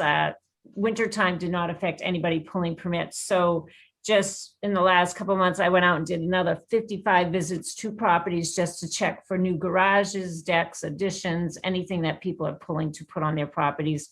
Once building inspector issues occupancy permits on those, I have to go out and measure everything up, take pictures, and then come back and add it to the property cards and do it as completed. So 55 is quite a few for this. And believe me, there's still a stack in my office that I have to go out to, but I guess with construction costs and wood's getting very expensive, people are kind of slowing down on building the things, but they do have the permits to do them. So eventually I'll get out and pick those ones up too. Also this time of year, I attend a lot of my Zoom meetings with Worcester County, Mass Assessors, Vadar Vision. So I've been busy on my downtime doing webinars with them. Town residents, we do get a lot of calls. All the town offices, we're open. If people call, we will meet with the people. We can make an appointment for them to come in. We just want to reach out to the public and let them know that we are in the offices, we are answering our phones, and it is just different times. And anytime we can go out to the parking lot or meet somebody and make it easier on them, we try to do that. A lot of us are going out and doing notarized to the public. I have a lot of people calling our offices. So there's 4 notary publics in town halls. So the odds of finding one of us in the office, we will tell the people, yep, just call as soon as you get here. And a lot of times we have them just come in, sit down in the lobby where we are, and we do all the notarizing for them. So we are there still doing notarizing for everybody. Luann, is that a fee or is that free? That's a free service we give to the town because the town does pay for us to get our stamps. Yep. And anything for that. So I know I do, Lori does, I'm sure Holly does, and Carol too. We offer that as a free service to the town residents, which they really appreciate that too. Other than that, it's pretty much business as usual. If you have any questions, I'd be happy to answer them. Business as usual, forgetting that business is booming in you and Lori's neck of the woods. So that's fantastic to hear that. Yeah. All right, thank you very much, Luann. Did anyone have any questions for Luann? All right, thanks. Okay, thank you. Appreciate it. Cheryl, good evening. Good evening. Finally. All right. So wake up. Yeah, my office is the same every quarter. We have a property tax, an excise commitment, and a quarterly sewer bill due. I just lost all my lights. They're on motion. Great. So the third quarter, the sewer bill and the property taxes were due the 1st of February. We prepared 143 MLCs this quarter, that again, because of the buildings being up and for sale, and that's what generates that. I participated in several capital planning and weekly Zoom, Vadar informational Zoom meetings. They've been letting us know what's going on, keeping us up to date with stuff that they see going on. The excise issue with the commitments not being come out is, they have information on that pretty quick. So they give us that each week, and it's been good to stay on. It's usually only sometimes 10, 15 minutes and you're on your way, but that's been working out pretty good. We interviewed and hired a clerk, and that's been going well. And just the approximate amounts for what we've collected so far are listed there. The real estate CPA taxes, personal property excise, tax title, meals tax is all listed there. We're doing pretty good with that. And like Kelly said, like Luann said, our, collections are real good right now considering COVID with the meals tax and people paying their bills. So it's been going well. I just stepped on the scale the other day, and I can tell you I'm doing my part with the meals tax. We're all getting the COVID-19. Yep, exactly. Cheryl, did we meet Terry? Yes. Okay, I just wanted to make sure. Yes. Okay, great. Questions for Cheryl?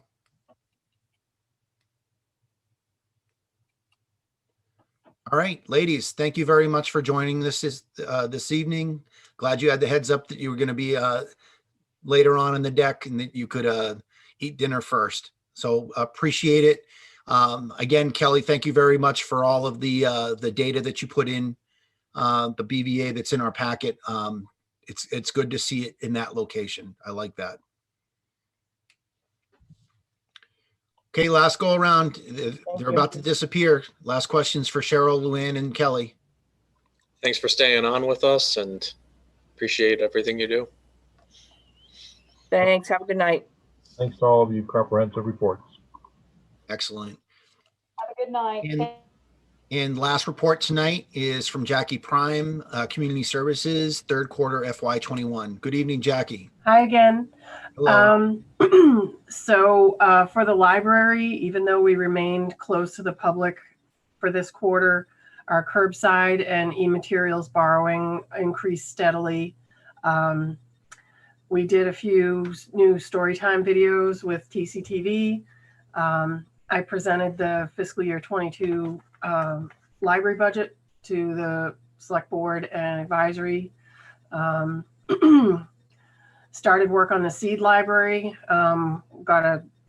Solicited a ton of donations from seed catalogs and companies, as well as private individuals, and that's all been turned over to a Girl Scout troop. I got to see a little sneak peek of it last week. It looks phenomenal. I can't wait till we put it on the front porch. It's going to be great. Did some prep for the farmers market, which will take place this year. And also, there it is. In reference to the Welcome to Templeton packet, that's something I've been working on for about a month now.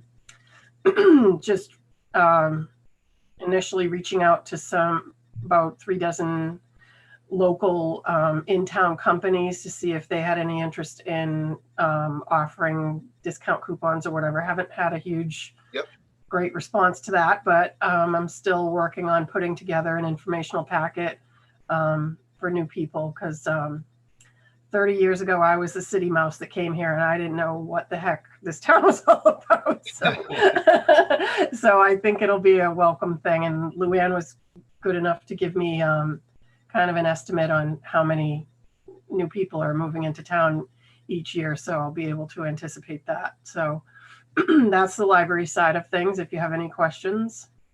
No, but thank you for that, for your efforts on that. I know that you had been working on that. I just, when Lori and I were talking about it during the her brief, I had forgot that you were spearheading that effort. So whatever I can do to help, I think it's a great idea. How that transmission occurs, I'm not 100%. I don't know if people arrive in the community and they say, my first stop is going to be town hall to tell them I'm here. I don't know if necessarily they're doing that, but I'd love to work with you on how that'll look and how we can get it out. Great, thank you. You're welcome. Okay, on the senior services side of things, also the building's closed to the public. However, they've offered the following weekly programs. They're grab and go projects once a week. Cheer Squad is sort of an extension of the CERT phone calls that happened during the peak of COVID. So that's great. Super way to kind of target anyone who might, be just a little step away from having a problem. They have an Ask a Nurse blood pressure clinic every week. Walking Club, Gail Noel is doing shine appointments like there's no tomorrow. She's such a great resource. And monthly, they still are getting their newsletter out, and they're doing some takeout lunches, which is really nice. Their budget was presented.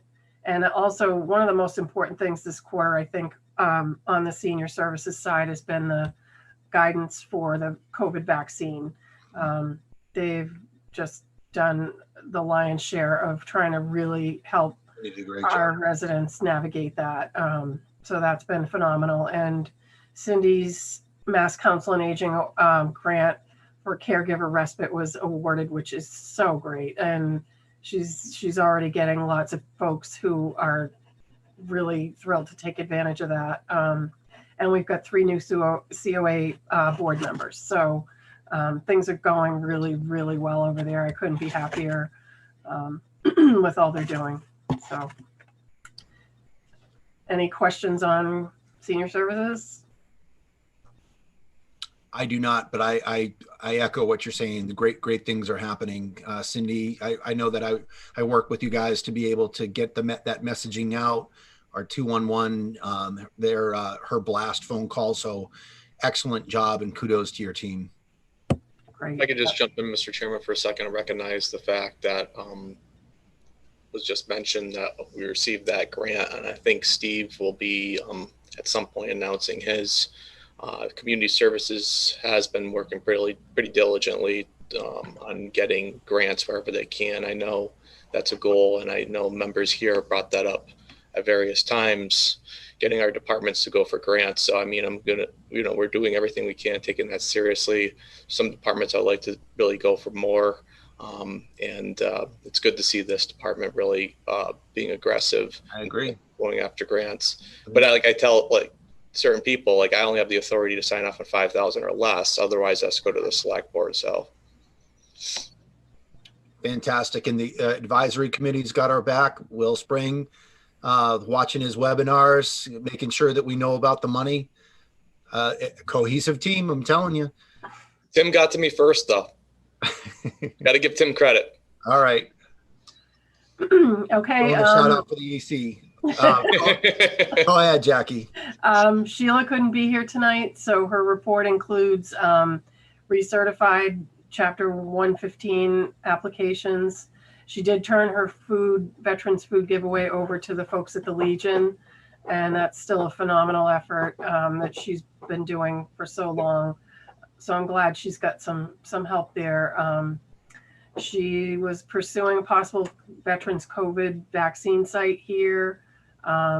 She's got her portable scanner for claims that she can do anywhere. And she ordered the flags for Memorial Day. So she's working really hard too. And then Lisa couldn't make it from the Cultural Council, but they met twice in this quarter. The state allowed them to roll funds over from last year because so many programs couldn't take place. So they were able to combine those funds with the current year and approve 24 applicants for programs. And they're just really hoping that things can sort of get back to a little bit more normal with great programs taking place all around town. So if you have any questions, otherwise, I'll turn it over to Steve. He's got his report. Yep.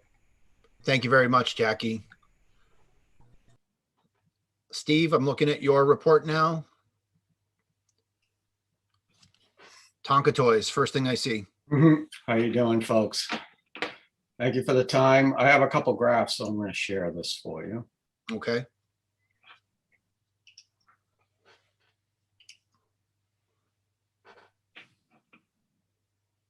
Trust you can see that. Yep, they look better than what I have in my report. Okay. All right. Just to let you know, the projects and initiatives we started in this, in the third quarter, I put down in the box halfway down. So I'll start there. I should have put it on top. I apologize for that.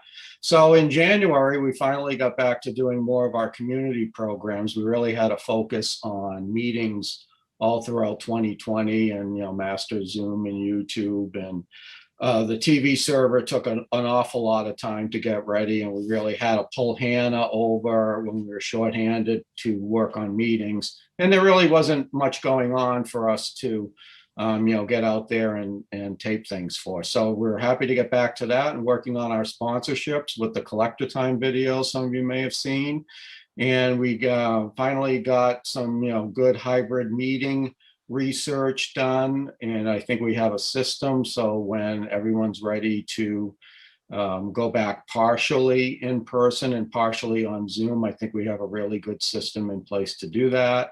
Mike, you should take a look at it sometime, and Lori Rita as well, because she has some committees who would use that too. As far as our website plans, that's more of a this quarter project, but we did apply for the Massachusetts Office of Business Development grant then that Adam helped us with, and we were awarded, a small amount of $5,000 to do a online platform to help businesses recover from COVID. So it's exactly what I've been kicking myself all year for not having. So it's a good time for us to get that started. Workforce development program, we did make a little progress on that. I was able to workshop some storytelling workshops with Twin City Toastmasters, and that went well. And we've been doing the streaming and other trainings too. So to the graphs and the numbers, the top YouTube videos, Tonka Toy still rocks. That has 7,500 views. So somebody put that on a playlist or website somewhere for Tonka Toy enthusiasts. And Inside the Police Station is popular. Songbirds of the Northeast is still popular. Some of the school committee meetings were really popular. And right behind those are the collector time videos. And those are, most of those are new.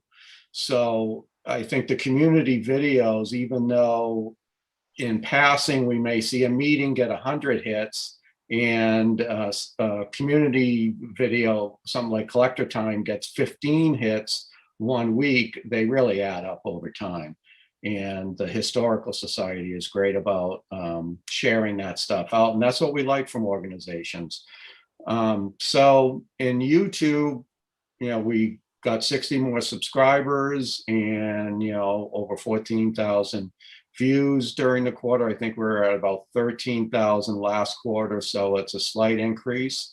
And Facebook, we had a big gain over the last quarter. And I just pulled the graph down below. It's kind of scary looking, but it caught my eye. And all those spikes are reactions, comments, shares, and others on Facebook posts. If you look at our page, you might see that, hey, you don't really get many comments or even likes or reactions, but people share it and it goes to other pages where they comment and like and react to it. So I think that's what we're seeing here. And this is really a tale of 3 months. If you can see the segmenting of it in January, we really got back to doing more Facebook posts every day of news items. We almost kind of run a newspaper for Templeton some days. We just collect stuff that's relevant for Templeton in the area, and you saw some nice spikes. And then in February, for whatever reason, I probably got away from it and was probably testing all the hybrid systems and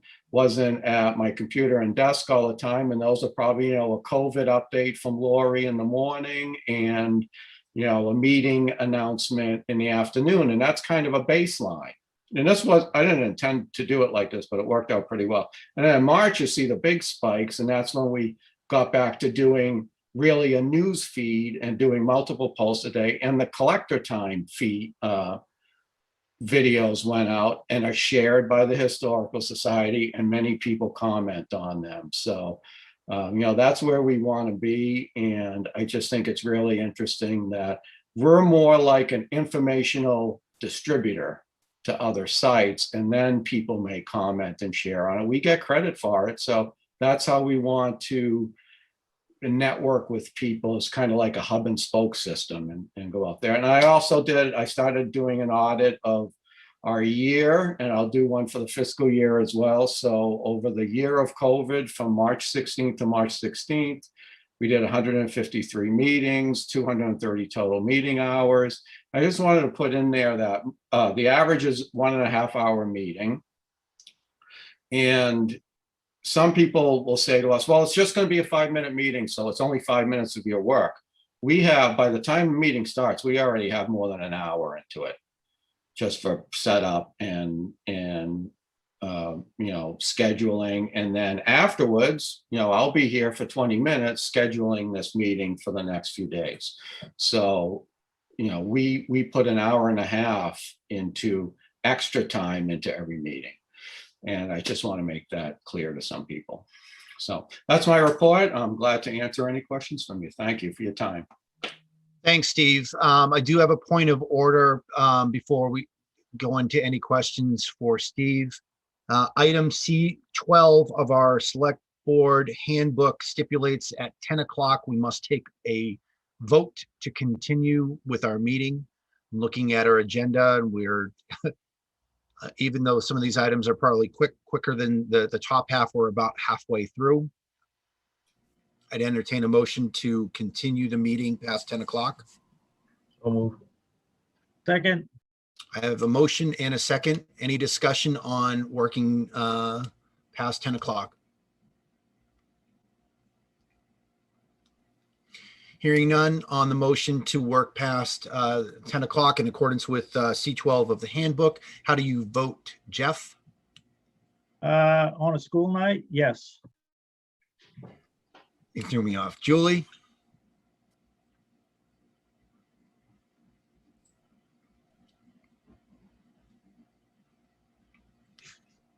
Julie? Working past 10? Terry? I'm here. Yes. Tim? Yes. And I'll go back to Julie. She's thinking. Wait. On mute. So I got 4 so far. Julie, what do you Okay, say? I'm here Yes or no? and I'm gonna go no. Okay. We've got 4 yeses and 1 no for moving past 10. The ayes have it. We're moving on to go back to where we were. Steve had just finished his report. Any questions for Steve with having to do with his report? Okay, hearing none. Let's move on into our new business. Thank you very much, Steve and Jackie, for your report. Appreciate it as always. Always really great news.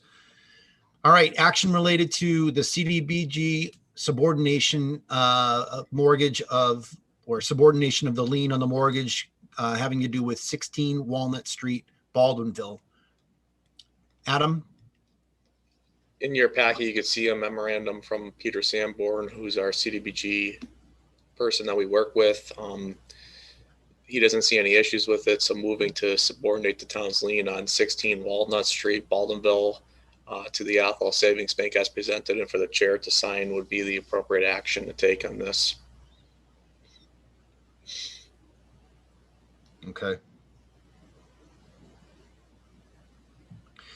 And I can see that, as you know, a loan subordination was basically putting our lien lower down on the list. I can see in Peter Sanborn's memo to the board the financial information that they're refinancing their current mortgage. They're going for that 15-year fixed rate loan at a 2.5. That's pretty good, isn't it? For oh yeah, that's low. Fantastic. And the loan to value calculation that he has stipulated here is 53. So 80% or less a loan to value qualify for that automatic subordination, but it does come to the Board of Selectmen for a yay or nay vote. So Peter, if you're watching, unlikely at 10 o'clock at night, but thank you for your memo. Are there any questions for Adam? Otherwise, I would entertain a motion for the subordination of that lien, for the Templeton's lien.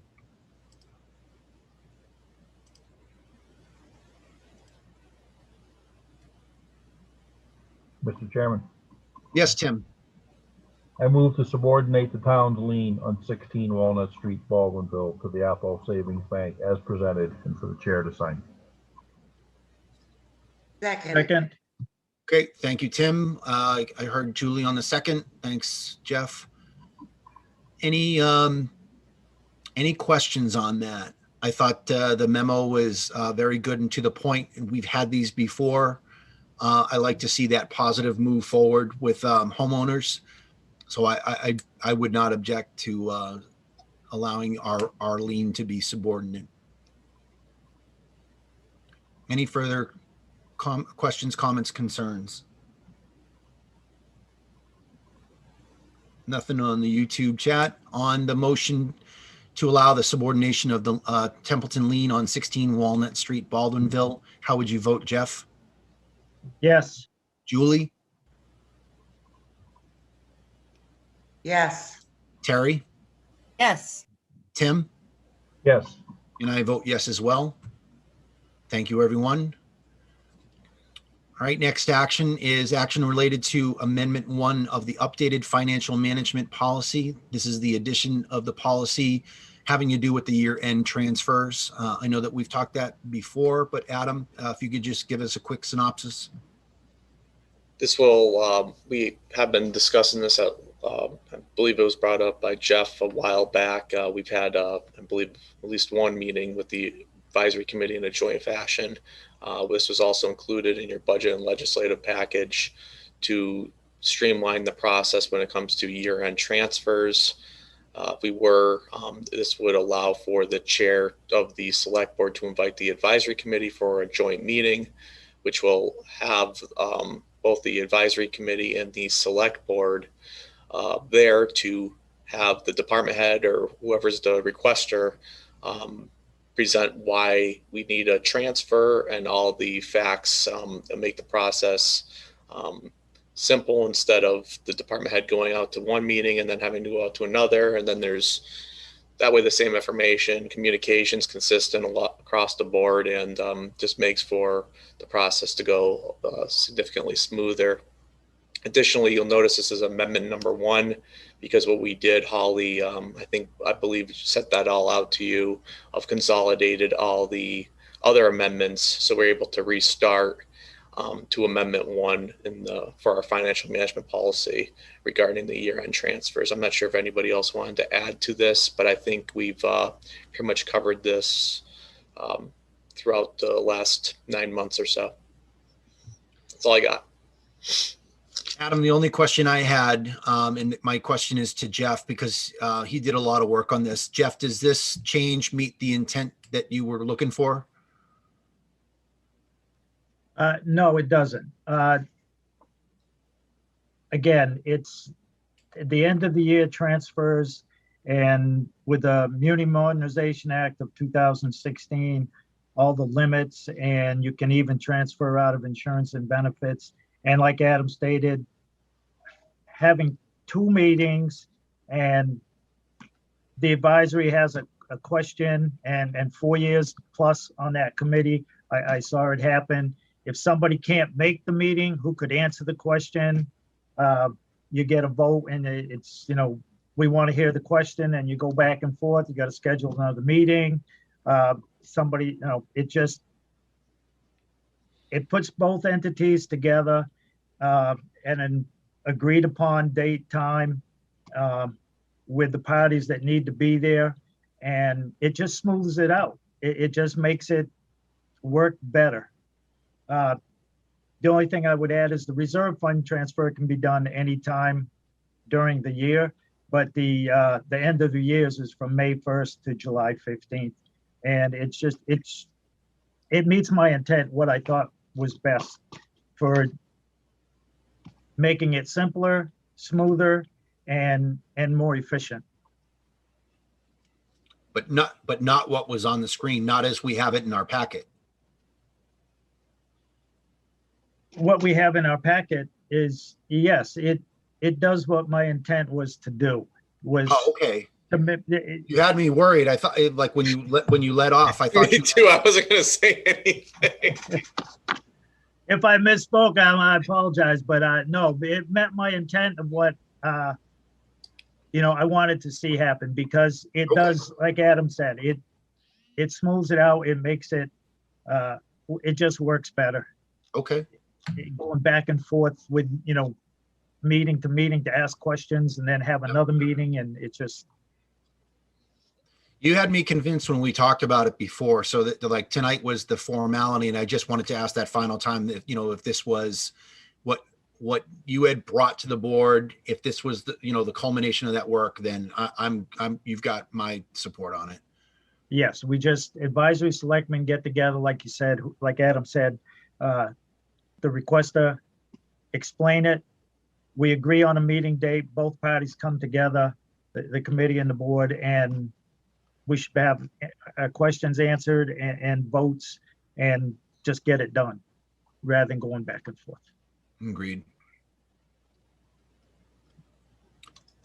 Anything else for the board? Any other further discussion?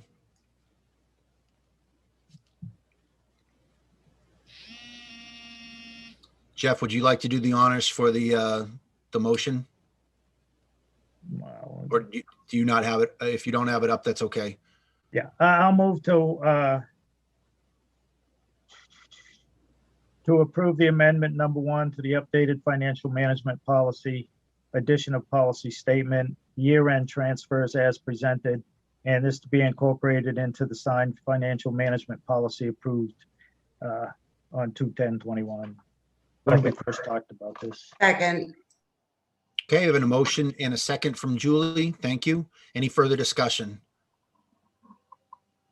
Just wanted to let you know that's unusual. I second Jeff, but yeah, that's a good one. I agree. On both counts, that it was unusual and it's excellent. Thanks, Julie. I appreciate it. No further comments on the motion to approve Amendment 1 to the updated financial management policy. How would you vote, Jeff? Yes. Julie? Yes. Terry? Yes. Tim? Yes. And I vote yes as well. Excellent job. Okay, next item on our list is, I have to make sure I'm looking at the agenda. This is action related to the financial management review special meeting recommended for May 26th as a joint meeting at 5 p.m. Adam, would you like to give us the thumbnail sketch of that? It's pretty simple. For the most part, the board accepted the report from the state. I believe some folks had more additional questions that were raised both not only on this board, the select board, but on the advisory committee. This will allow the, I believe the chair and Selectman Toft, if I remember correctly, brought up the fact of having them come in, discuss this further. This will allow the state to come out. I have reached out to them on this date. Because this will be a special meeting, it would require a 4/5 vote of the select board to do that. But I think it could be very beneficial to both bodies to have them go through it, and what made them come up with their conclusions and their recommendations for us and a town. I mean, but I think they could also cover a lot of the positive attributes that we found within that study as well, that the town has made progress on, but also to address the areas where we could work on. All right, thanks, Adam. I know that you said that we accepted the report, and as a formality that we received it and we formally accepted it. This joint meeting that you recommended as a joint meeting, thank you for that recommendation on the 26th. This is where I want I think getting the report briefed to us, and so we can understand. I know the advisory committee has talked about this, about questions and otherwise. This is what the opportunity to be able to talk through it, whether we accept it or not. We can understand what how the interviews went and what the thought process was for it. I think this is a good idea to have it as a joint, because then we wind up having sometimes we don't have enough difficult discussions with them. That day-long budget meeting, we're focused on other things. We have opportunities to interact with the advisory committee throughout the year, maybe not as many. But I think this would be a good opportunity for us to interact, especially with a product looking at something that is multi-year in nature. And that's my thoughts on it. Mr. Chairman, if I may. Absolutely, Jeff.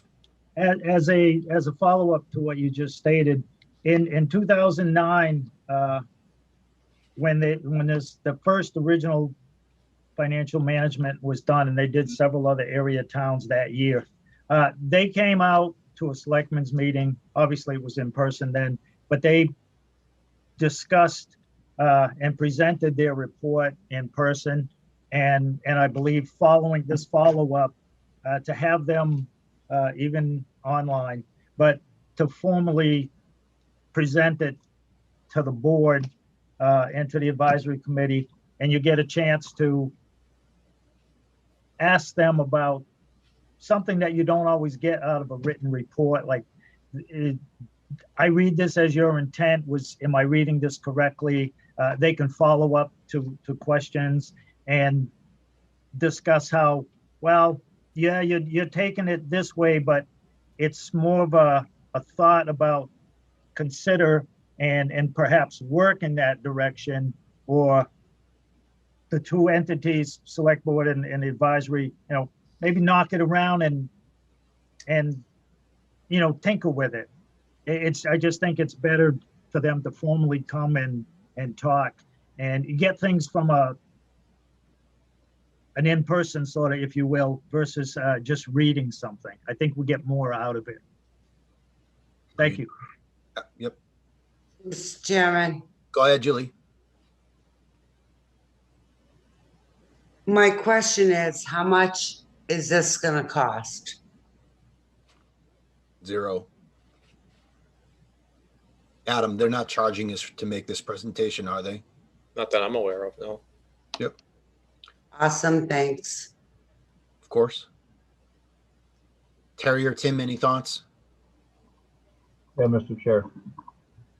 My thoughts and comments. We had acknowledged receipt of the advisory letter. We shared it with the advisory committee, but this is the formal explanation to make sure we all understand that the joint meeting is the way to do it, in my opinion. Great. Thank you, Tim. Good to go. I'll be there. Okay. I would move to hold a financial management review special meeting with the advisory committee on May 26, 2021 at 5 p.m. This requires a 4/5 vote for a special meeting. Second. Thank you for the second. Any further discussion?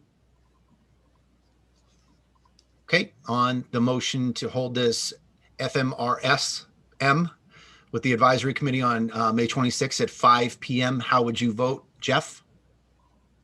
Yes. Julie? Absolutely. Thank you. Terry? Yes. Tim? Yes.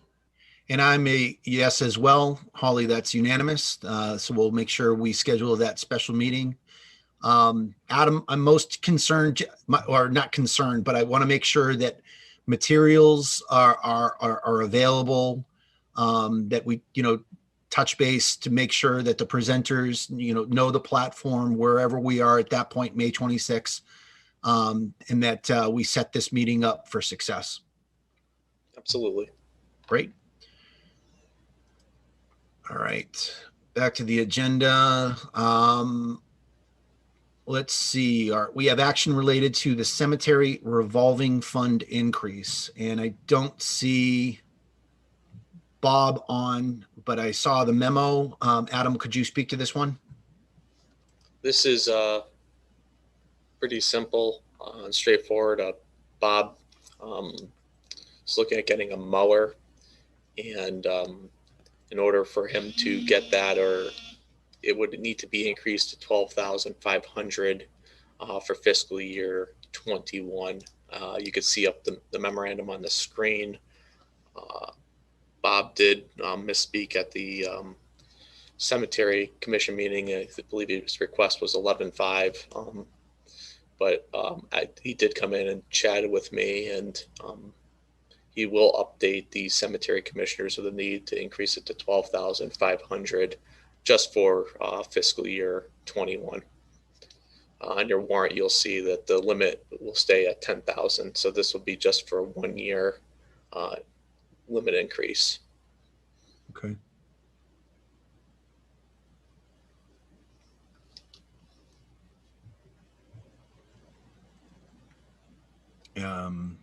Yeah, terminating increase. And well, Bob would have came tonight, but he had to use some of his vacation time. So I understand. Yeah. Well, he gave the purpose for it, the increase in cost. I don't have any questions on it. I'm not sure if the board has any extra questions on the purpose or amount, or really the time, just for FY21. This doesn't need to, the AC doesn't get a chop on this, correct? This is something we can do in-house? they have it for their meeting tomorrow night, which I'll be at. All right, I'm We glad did I asked set that up for question. as well. Yes. Okay.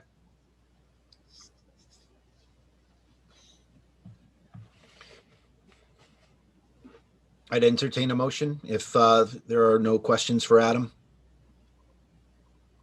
Mr. Chairman, Yes, Tim. I move to increase the cemetery revolving fund from 10,000 to 12,500 for fiscal year 21. Second. I have a motion and a second. Thanks, Tim and Julie. Any further questions or considerations for that request for the revolving fund increase? The revolving fund, what is the input for that?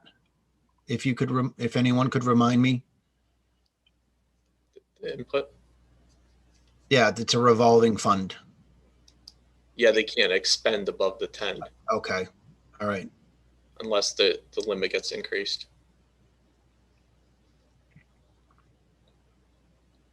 All right, I don't have any further questions. Anyone else? That doesn't make sense. They can't spend above 10, but it says 10 to 12.5. But the board, Mr. Chairman, if I can. Yep. If the board, the way it works is a revolving fund. You could expend up to your limit. Once you hit that limit, you can't expend above it. If you did, we could get hit within our audit on that. So the way to do it properly is to increase that limit. So Bob or the cemetery commissioners or whatever be able to expend above the 10,000, let's say the 12,499, and they'll be fine. Yep. Yeah. Yep, just a budget. I was confusing it with a working capital fund. That's why I asked the inputs for that. So sorry about that. No worries. All right, on the motion that has been seconded to increase the cemetery revolving fund from $10,000 to $12,500 for FY21 only, how would you vote, Jeff? Yes. Julie?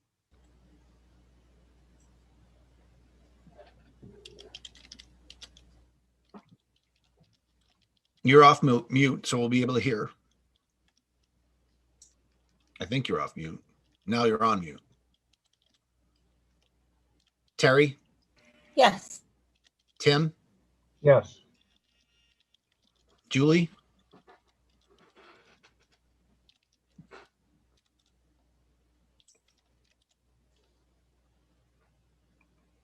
I'm a yes. She might have an issue with their phone. Yeah, I see the mute button coming off and on. So we got 4 yeses so far. Julie, going once. Yes. All right, there we go. 5 yeses. Sorry. It's all right.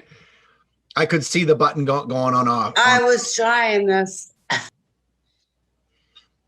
Okay, let's see. Looking at our agenda, Jeff, we are up to the two action items. Well, they're listed as action items. Article accepting MGL 45, Section 2 into bylaws, and then MGL Chapter 45, public parks, playgrounds, and the public domain. Yes, Mr. Chair.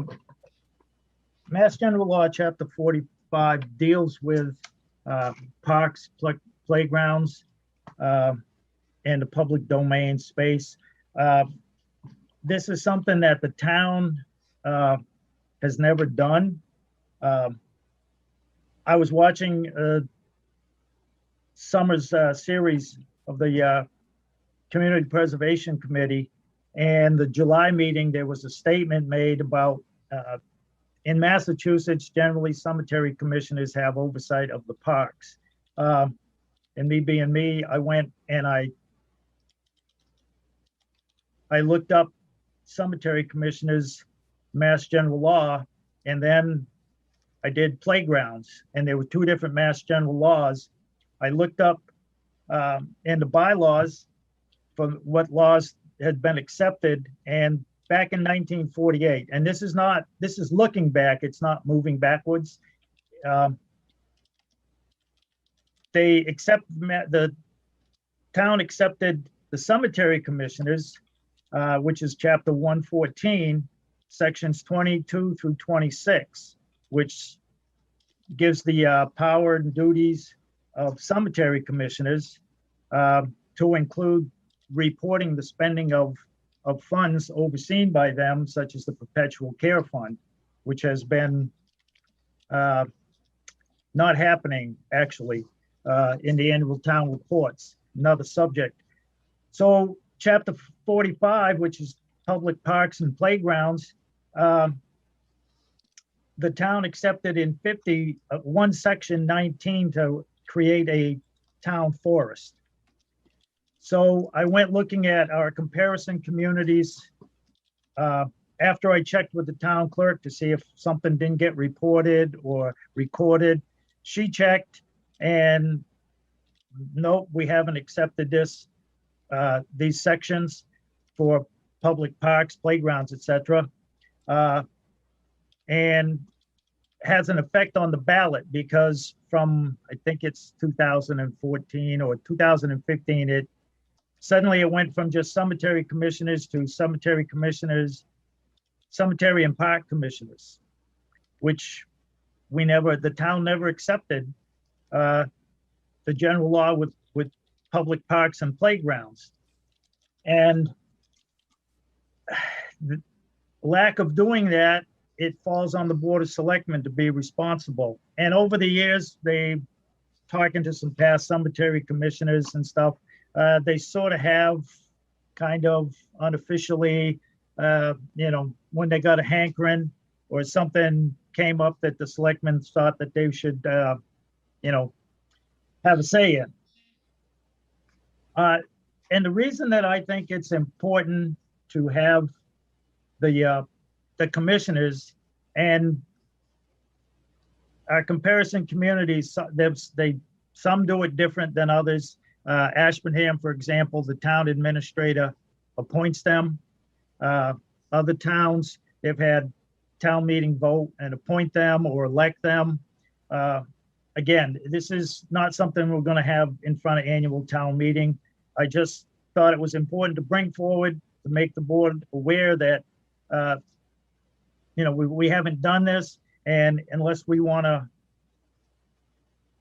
do the parks and recreation, it's something that we should work on the summer and hopefully maybe get in front of the town in the fall special town meeting. And why I think this is important, some of the reasons is, recall we had a study and a survey done that indicated residents support the parks and the playgrounds. They were willing to pay for fees to have these programs. It's also, I believe if we had playground commissioners, park commissioners, even if they're combined, whatever way we come up with what we're going to do, would result in good planning, some policy, and who's in charge and, laid out in writing for these resources. The funding and accounting of town money. We don't want to see what happened with 4 Elm Street when, it kind of got off track of what town meeting voted and then what started happening. And some of the Mass General laws or sections of the law is Section 2 is the Board of Park Commissioners, which is the membership, the tenure, vacancies and removal. Section 5 is the powers and duties of what they actually do. Section 7 is erection of buildings in our parks. We have that building on Gilman Way, and yeah, that was done, volunteered, materials, labor, etc. And it was all good intentions and stuff. But, and again, I think it was kind of assumed, myself included, that, we had park commissioners, we had done this correctly, but we have not. And it's something I think that's important enough that should be addressed and we should look at. When you start looking at the reports of the park commissioners, their doings, again, accounting of money and so forth. The acquisition of playgrounds, their use, their management. There's even a section that every town having a population of more than 5,000, which accepts this section, shall provide and maintain at least one public playground located suitable size and equipment. I've looked at the annual town reports of 19 and 20, and we have the highway superintendent, Bob Sozik, reporting on the balances in the perpetual care fund, which the laws that the town meeting has already accepted, that's the duties of the cemetery commissioners. I mean, Bob, he's got enough to do and enough stuff to report on without the cemetery commissioners. They're not doing their job, and maybe they don't know, don't understand, or just accepted this is the way. Oh, this is what town has done, but it's not. So this would be an ongoing project for the board to discuss and I guess, like I said, look at other towns have done it in different ways. We just decide which way we want to present to the town and follow through and just get one more thing, I don't know, corrected, cleaned up, on the right track to help out the residents, the Board of Selectmen, building and grounds, just get it correct, straight, and then move on. I agree, Jeff. I have a question for you. So as I look at Section 2, we basically have like a fork in the road. It allows you to say, we're going to elect a board of park commissioners, 3 or 5 persons, but it also allows you to say your planning board, your road commissioners, or your Department of Public Works to act in those places. What's your thought on having an existing entity do it, and that even if we chose the DPW, what does that mean? If we again, we would have to kind of kick around which approach we want to take, and okay, take that to town meeting, and these are the options. And if whatever town meeting, decides the direction they decide to go in, that's where we go. At least if we're going to have Bob Sozik, reporting on it, at least have a town meeting vote. Again, just clean this up rather than assume, because what may happen is, what I see could happen is somewhere down the road, you get a grant, or you do this, or you do that, and this pops up. And just, I I don't want to see I think issues it's- popping up that we don't Yeah. need to be dealing with. Jeff, I think it's a fantastic idea. I think that we should adopt section 2. It's basically what do we do afterwards with it? I think we gain a lot by adopting it. It's how we harness section 2. We talk sometimes about the difficulty of getting people. So let's adopt it. I think we should push for fall town meeting. Once we adopt it, then let's try and craft it for how it can work in our community. I don't know how you'd want to accomplish that, whether we had like a, like a public hearing or something about that to get some feedback, because I think either you get that board of park commissioners or you wind up taxing someone else based on our expectation of being able to pull people for it. So you're not duplicitous, but I think that's the right direction to head. I'm not sure what the rest of the board thinks. It's a good idea.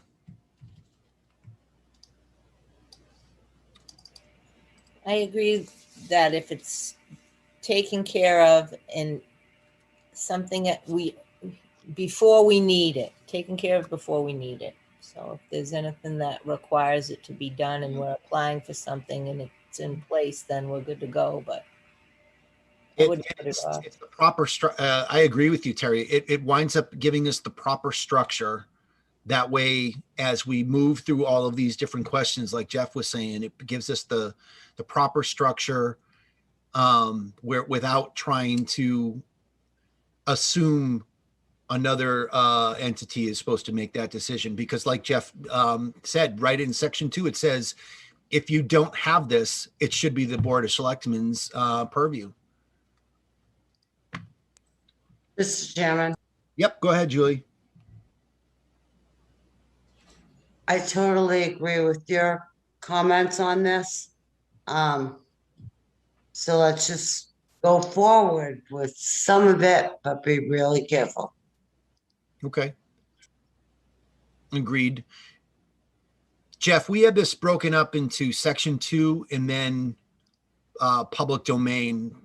Did you have something extra on that, or are we going in the right direction? Were you able to explain that as well? Yeah, and it was a little, I think I might have confused the thing when it was on the agenda for the 7th and I wasn't there and it was tabled. And so I sent Adam another email about, there's just a lot of sections in 45. As far as even the town accepted the town forest, but there's a section in the general law about controlling or oversight of the town forest. And if you accept these sections, you can, do this or that. And again, it's just the law in which sections we think after discussion, and it's work in progress of what do we want to ask town meeting, or what town meeting wants to consider. How many of these sections and do we need? And I guess a question would be that I brought up to Adam about the health insurance. If you accept this section, do you automatically accept, 1, 2, 3 and other sections, or do you have to accept them individually? Because some laws, as Adam found out with town council, that if you accept this section of 32B, that includes this other section and section and section. So to find out, how that works would be part of the ongoing, I don't know, like study, investigation, look-see, whatever you want to call it. I'm for it. Point of order. What's your point of order, Julie? Are we seriously going to talk about healthcare? No, I think he was just making a point on how that feeds into the discussion of how you adopt certain sections. Yes, I just wanted, He was just using one of the things would say, if you accept the section of 45, does it work the same as 32B? Do you have to accept, all the sections that you want to, or if you accept this one, the rest fall in line. Okay.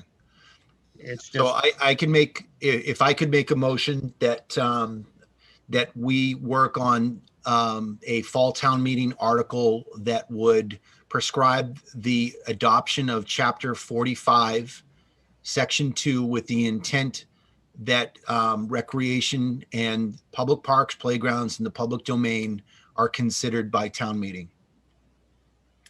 And we can add in, like Jeff said, with that motion, you know, I'll ask for a second in a second. With that motion, we can also have the discussion with, or the question to town council, how, once we do that, how would we go about adopting different sections? Or do we have that as our purview as a town to be able to say, okay, we've adopted it. Now let's basically, you know, staying within the left and right limits of Mass General Law, then make sure that we identify the duties and the description and duties of our, however we adopt section 2. I made that a very long motion. My motion is for the select board to work on an article for fall town meeting that would adopt, that would propose adopting chapter 45, section 2, and others, possible others for consideration. Second. Thank you, Tim. Any further discussion? All right, on the motion for the select board to assemble a fall town meeting article for chapter 45 adoption consideration for fall town meeting concerning the public parks, playgrounds, and the public domain. How would you vote, Jeff? yes, Julie? Yes. Terry? Yes. Tim? Yes. And I vote yes as well. Thanks for your work on this, Jeff. I think we're headed in the right direction.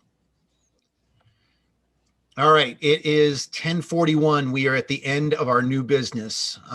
We have no old business. Items, because we do have a short executive session recommended by the town administrator this evening. We are up to board member comments. If there are any comments, could I ask that people limit it to under 2 minutes?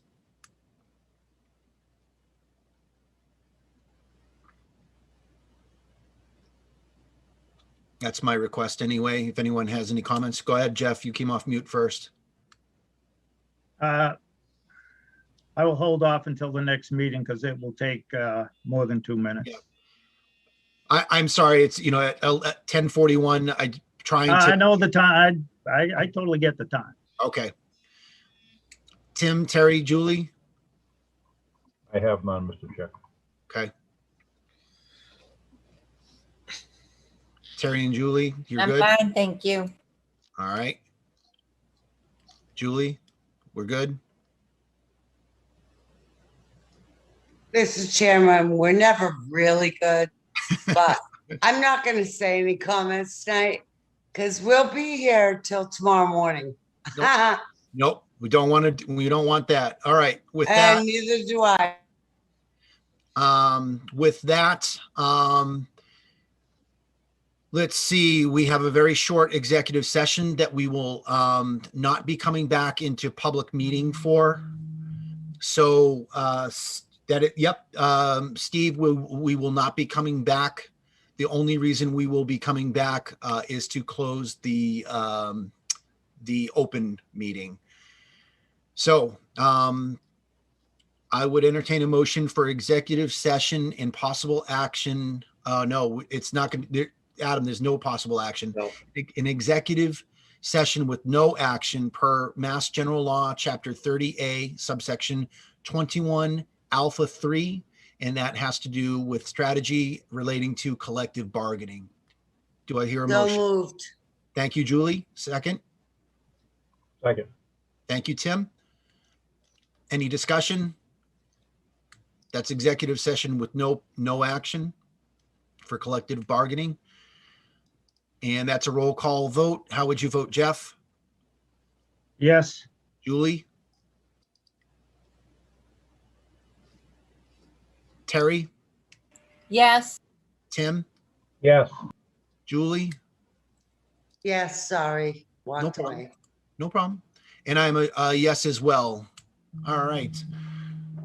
So we need Mr. Castle to, oh, there it is. We will be coming back in to open session only to close the public session. See you in a moment.